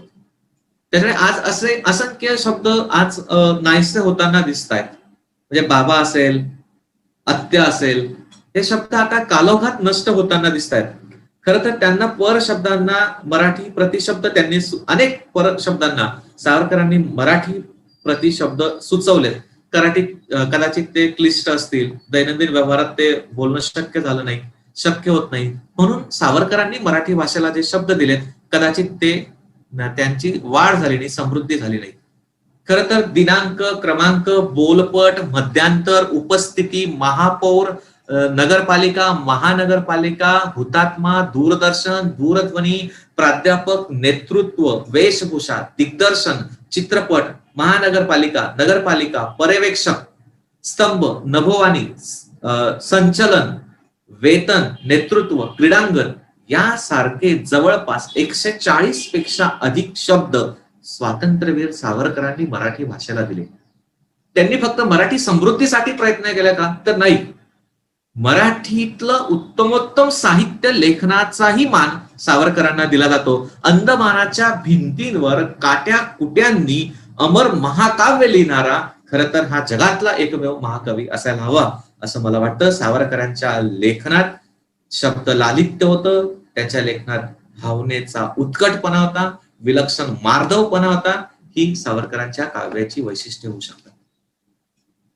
1860 ते 1960 या कालखंडात महाराष्ट्राचं जीवन असंख्य घटनांनी व्यापून गेलं. या कालखंडातल्या अनेक बाबी लक्षात घेण्यासारख्या आहेत. या कालखंडात आपली जडणघडण झाली. याच कालखंडात अनेक समाज सुधारकांनी लेखन केलं. भारतरत्न महामानव डॉक्टर बाबासाहेब आंबेडकर असतील, महात्मा ज्योतिराव फुले असतील, यासारख्या लोकांनी या कालखंडात लेखन केलं, समाजाचं उद्बोधन केलं, प्रबोधन करण्याचा प्रयत्न केला. याच कालखंडात साहित्याची निर्मिती झाली. विविध भाषेतलं सकस दर्जेदार साहित्य या काळात भाषांतरित साहित्य म्हणून मराठीत आलं. भाषांतरित साहित्य हा सुद्धा मराठीचा खूप मोठा ठेवा आहे, कारण विविध भाषांमधलं समृद्ध आणि कसदार दर्जेदार साहित्य मराठीत यावं यासाठी भाषांतरकारांनी प्रयत्न केलेला दिसतो. काही विद्यासागर महाजनांनी या कालखंडात केल्याने भाषांतर नावाचं त्रैमासिक काढलं होतं आणि त्यांनी भाषांतराचं खूप मोठं काम उभं केलं. आजही आपल्याकडे कानडी, बंगाली भाषेतून मराठीत भाषांतर होताना दिसतं. म्हणजे आजच्या काळातले कानडी लेखक शिवराम कारंब आणि एस.एल. भैरप्पा यांची नावं आपण घेऊ शकतो की ज्यांच्या पुस्तकांचं म्हणजे कानडी भाषेतून मराठी भाषेतली ही पुस्तकं आलेली आहेत. त्या मानानं आपल्याकडे मल्याळम, उडिया आणि गुजराती या भाषा उपेक्षित राहिल्यात. बंगाली भाषेतलेही शरदचंद्र बॅनर्जी यांच्या पुस्तकांचं मराठीत भाषांतर झालेलं दिसतं. मराठी साहित्याला भाषांतरित अनुवादित साहित्याची देखील एक मोठी परंपरा आहे. नंतर 1 मे 1960 रोजी महाराष्ट्र राज्याची स्थापना झाली. स्वातंत्र्योत्तर कालखंडातलं आद्य आणि मूलगामी स्वरूपाचं सांस्कृतिक परिवर्तन या कालखंडात झालं. याच कालखंडात म्हणजे 60 कालखंडात, आता 1960चा कालखंड आपण बघूया. या कालखंडात दलित, ग्रामीण, जनवादी, आदिवासी, मुस्लिम आणि ख्रिस्ती या साहित्यिकांनी आपापल्या परीने साहित्याच्या वाटा समृद्ध करण्याचा प्रयत्न केला. म्हणून ग्रामीण भागातला माणूस आता लिहू लागला, ग्रामीण भागातला माणूस बोलू लागला. म्हणून 60 कालखंडानंतर स्वतंत्र असं ग्रामीण साहित्य जन्माला आलं, स्वतंत्र असं दलित साहित्य जन्माला आलं. 1960 नंतर ग्रामीण साहित्याचा समृद्ध प्रवाह मराठी साहित्याला जोडला गेला.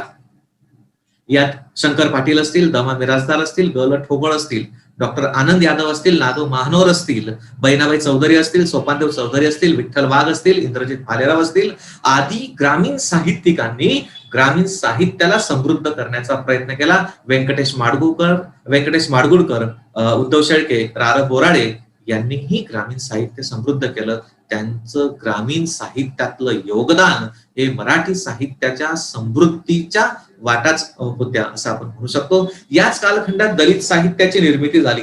दलित साहित्य हे दलित चळवळीतून निर्माण झालं असं म्हटलं तरी ती अतिशयोक्ती होणार नाही. याच्यात नामदेव ढसाळ असतील, बाबूराव बागुल असतील, दया पवार असतील, लक्ष्मण माने असतील, शंकरराव खरात असतील, अण्णाभाऊ साठे, योगीराज वाघमारे, बंधू माधव असतील, वामन होवाळ आदी दलित साहित्यिकांनी दलित साहित्याची निर्मिती केली. त्यांनी या कालखंडातलं म्हणजे ग्रामीण आणि दलित साहित्याचं अजून महत्वाचं वेगळं पण काय, भाषिक दृष्टिकोनातून समृद्धी काय, तर या लोकांनी वास्तवता आणली. म्हणजे आता कल्पना, मनोरंजन याला कुठेतरी आम्ही छेद देत गेलो. जसं कवितेत म्हणजे आधुनिक कवितेचे जनक म्हणून जसं आपण केशव सुतांचा उल्लेख करतो, कारण त्याआधी मराठी कवितेतला जो रोमॅन्टिकपणा होता, जो आम्ही पाश्चात्य साहित्यातून घेतला, जो कल्पना विलास होता, जे सौंदर्य होतं, पण केशवसुतांनी पुन्हा वास्तवतेकडे काव्याला नेण्याचा प्रयत्न केला. द्या मजा आणूनी एक तुतारी जी मी फुंकीन स्वप्राणाने, म्हणजे जो नवा शिपाई अपेक्षित होता या कालखंडात, तसं दलित साहित्यात आणि ग्रामीण साहित्यात काय झालं की या लोकांनी आपले स्वानुभव मांडले. खेड्या पाड्यातला माणूस लिहू लागला. सांस्कृतिक केंद्र म्हणून मुंबई आणि पुणे हा आता मर्यादित भाग या कालखंडात उरला नाही. अगदी आमच्या गाव कुसाबाहेरचा, अगदी माझ्या गावातला, माझ्या बांधावरचा माणूस आता लिहायला लागला होता. अगदी लोककवी यशवंत असं म्हणतात की वेदनेला जात नसते, वेदनेला जात नसते तरीही जातीच्या वेदना असतात. यासारखं वास्तव लेखन आपल्या कवितेच्या द्वारे करणारे हे ग्रामीण आणि दलित साहित्यिक, ज्यांनी मराठी साहित्याला समृद्धी आणण्याचा प्रयत्न केला. कल्पना विलासात न जगता ही लोक वास्तवात जगू लागली. याच कालखंडात स्त्रीवादी साहित्याचाही प्रवाह मराठी साहित्याला येऊन मिळाला. स्त्रीवादी साहित्याने मराठी साहित्याला समृद्ध केलं. स्त्रिया आता स्वतः आपलं दुःख, व्यथा, वेदना साहित्यातून मांडण्याचा प्रयत्न करू लागल्या. याच्या आधी स्त्रियांची दुःख साहित्यातून मांडली गेली नाहीत का, तर ती मांडली गेली. म्हणजे अगदी स्त्रीवादी साहित्यिका म्हणून आपण काशीबाई कानिटकर असतील, लक्ष्मीबाई टिळक असतील यांचा उल्लेख करू शकतो. पण त्यानंतर खऱ्या अर्थाने स्त्रीवादी साहित्याची मुहूर्तमेढ रोवली ती मालतीबाई बेडेकरांनी 1933 मध्ये. विभावरी शिरूरकर या टोपण नावाने त्यांनी कळ्यांचे निश्वास नावाचा कथासंग्रह लिहिला आणि मराठी साहित्य विश्वात एक खळबळ माजवली. खऱ्या अर्थाने स्त्रीवादी साहित्याचा उगम झाला असं आपण म्हणू शकतो. मग या स्त्रीवादी साहित्याची परंपरा पद्मा गोळे असतील, संजीवनी मराठे असतील, इंदिरा संत असतील, शांता शेळके असतील, कवयित्री या आक्रमक होताना दिसतात. त्यांनी आपल्या कवितेतून, कथेतून आक्रमकता मांडलेली दिसते. हिरा बनसोडे असतील, कल्पना दुधाळ असतील, अगदी साहित्यिकांच्याच अर्धांगिनी म्हणजे सुनीता देशपांडे, कमल पाथे, माधवी देसाई यांनी जी पुस्तकं लिहिली अनुक्रमे आहे मनोहर तरी, बंध, अनुबंध आणि नाचगव घुमा, या तिघही साहित्यिकांच्याच पत्नी होत्या आणि त्यांनी खऱ्या अर्थाने साहित्यातून आपलं स्वतःचं जगणं, आपलं अस्तित्व मांडण्याचा प्रयत्न केला. मेघना पेठे, कविता महाजन, म्हणजे अगदी कविता महाजनांच्या या पुस्तकातले आपण काही उतारे वाचलेत तर कदाचित आपल्याला ते असभ्य आणि अश्लील असे शब्द वाटतील, परंतु ते वास्तव आहे आणि ते वास्तव आपण नाकारू शकत नाही. कारण या कालखंडातलं वैशिष्ट्य म्हणजेच वास्तव साहित्याकडे जाणं आणि वास्तव साहित्याची मांडणी करणं हेच होतं. आजपर्यंत स्त्रियांकडे फक्त उपभोग्य वस्तू म्हणूनच बघितलं गेलं, त्यांच्याकडे काम भावनेनेच बघितलं गेलं, परंतु खऱ्या अर्थाने या कालखंडात स्त्रियांनी आपलं स्वतःचं दुःख, व्यथा, वेदना आणि आपलं अस्तित्व मांडण्याचा प्रयत्न या स्त्रीवादी साहित्यातून केला. पुढे आपल्याला विज्ञान कथांनी पुन्हा मराठी साहित्य समृद्ध झालं. विज्ञान कथा ही माणसांची कथा असते. विद्यमान विज्ञान, तंत्रज्ञान, त्याची प्रगती, भविष्यातल्या त्याच्या प्रक्षेप, भविष्यकाळातल्या समस्या, या सगळं विज्ञान कथेत समाविष्ट असतं. भा. रा. भागवत यांची उडती छबकडी हा पहिला विज्ञान कथा संग्रह 1966 मध्ये प्रकाशित झाला आणि तिथून खऱ्या अर्थाने विज्ञान कथा मराठीत आल्या. म्हणजे आपल्याला अभिमानाची गोष्ट अशी की अभिनंदनीय आणि आगामी होऊ पाहणारं 94 मराठी अखिल भारतीय मराठी साहित्य संमेलन जे नाशिकला संपन्न होतंय, आपल्या खानदेशाच्या भूमीत संपन्न होतंय, त्याचे अध्यक्ष म्हणून डॉक्टर जयंत नारळीकरांना आपण मान आणि सन्मान देत आहोत. डॉक्टर जयंत नारळीकरांच्या कृष्ण विवर या कथेपासून विज्ञान कथेकडे खऱ्या अर्थाने गंभीरपणाने बघितलं जाऊ लागलं. मग निरंजन घाटे असतील ज्यांनी विज्ञान कथा लिहिल्यात, बाळ फोंडे असतील, सुबोध जावडेकर असतील यांनी विज्ञान कथा लिहून विज्ञान साहित्य समृद्ध केलं. डॉक्टर विजय भटकर यासारख्या वैज्ञानिकांनी संगणकात मराठी भाषेला दिमाखाने उभी करण्याचा प्रयत्न केला. आज इंटरनेटवर मराठी भाषेचं स्वतःचं जे अस्तित्व सिद्ध केलं आहे. संगणकावर जी युनिकोड ही संकेत प्रणाली विकसित झालेली आहे, तिच्यासाठी जो मराठीचा वापर केला जातोय, वाढतोय, त्यासाठी या सगळ्या वैज्ञानिक साहित्यिकांचा किंवा भाषा तज्ञांचा खूप महत्वाचा सहभाग आहे. खरं तर अजून एक उल्लेख करणं इथे क्रमप्राप्त आहे, तो म्हणजे स्वामी रामानंद तीर्थ मराठवाडा विद्यापीठाचे माजी कुलगुरू डॉक्टर पंडित विद्यासागर यांनी 80च्या काळात विज्ञान कथा गावोगावी पोहोचवल्या.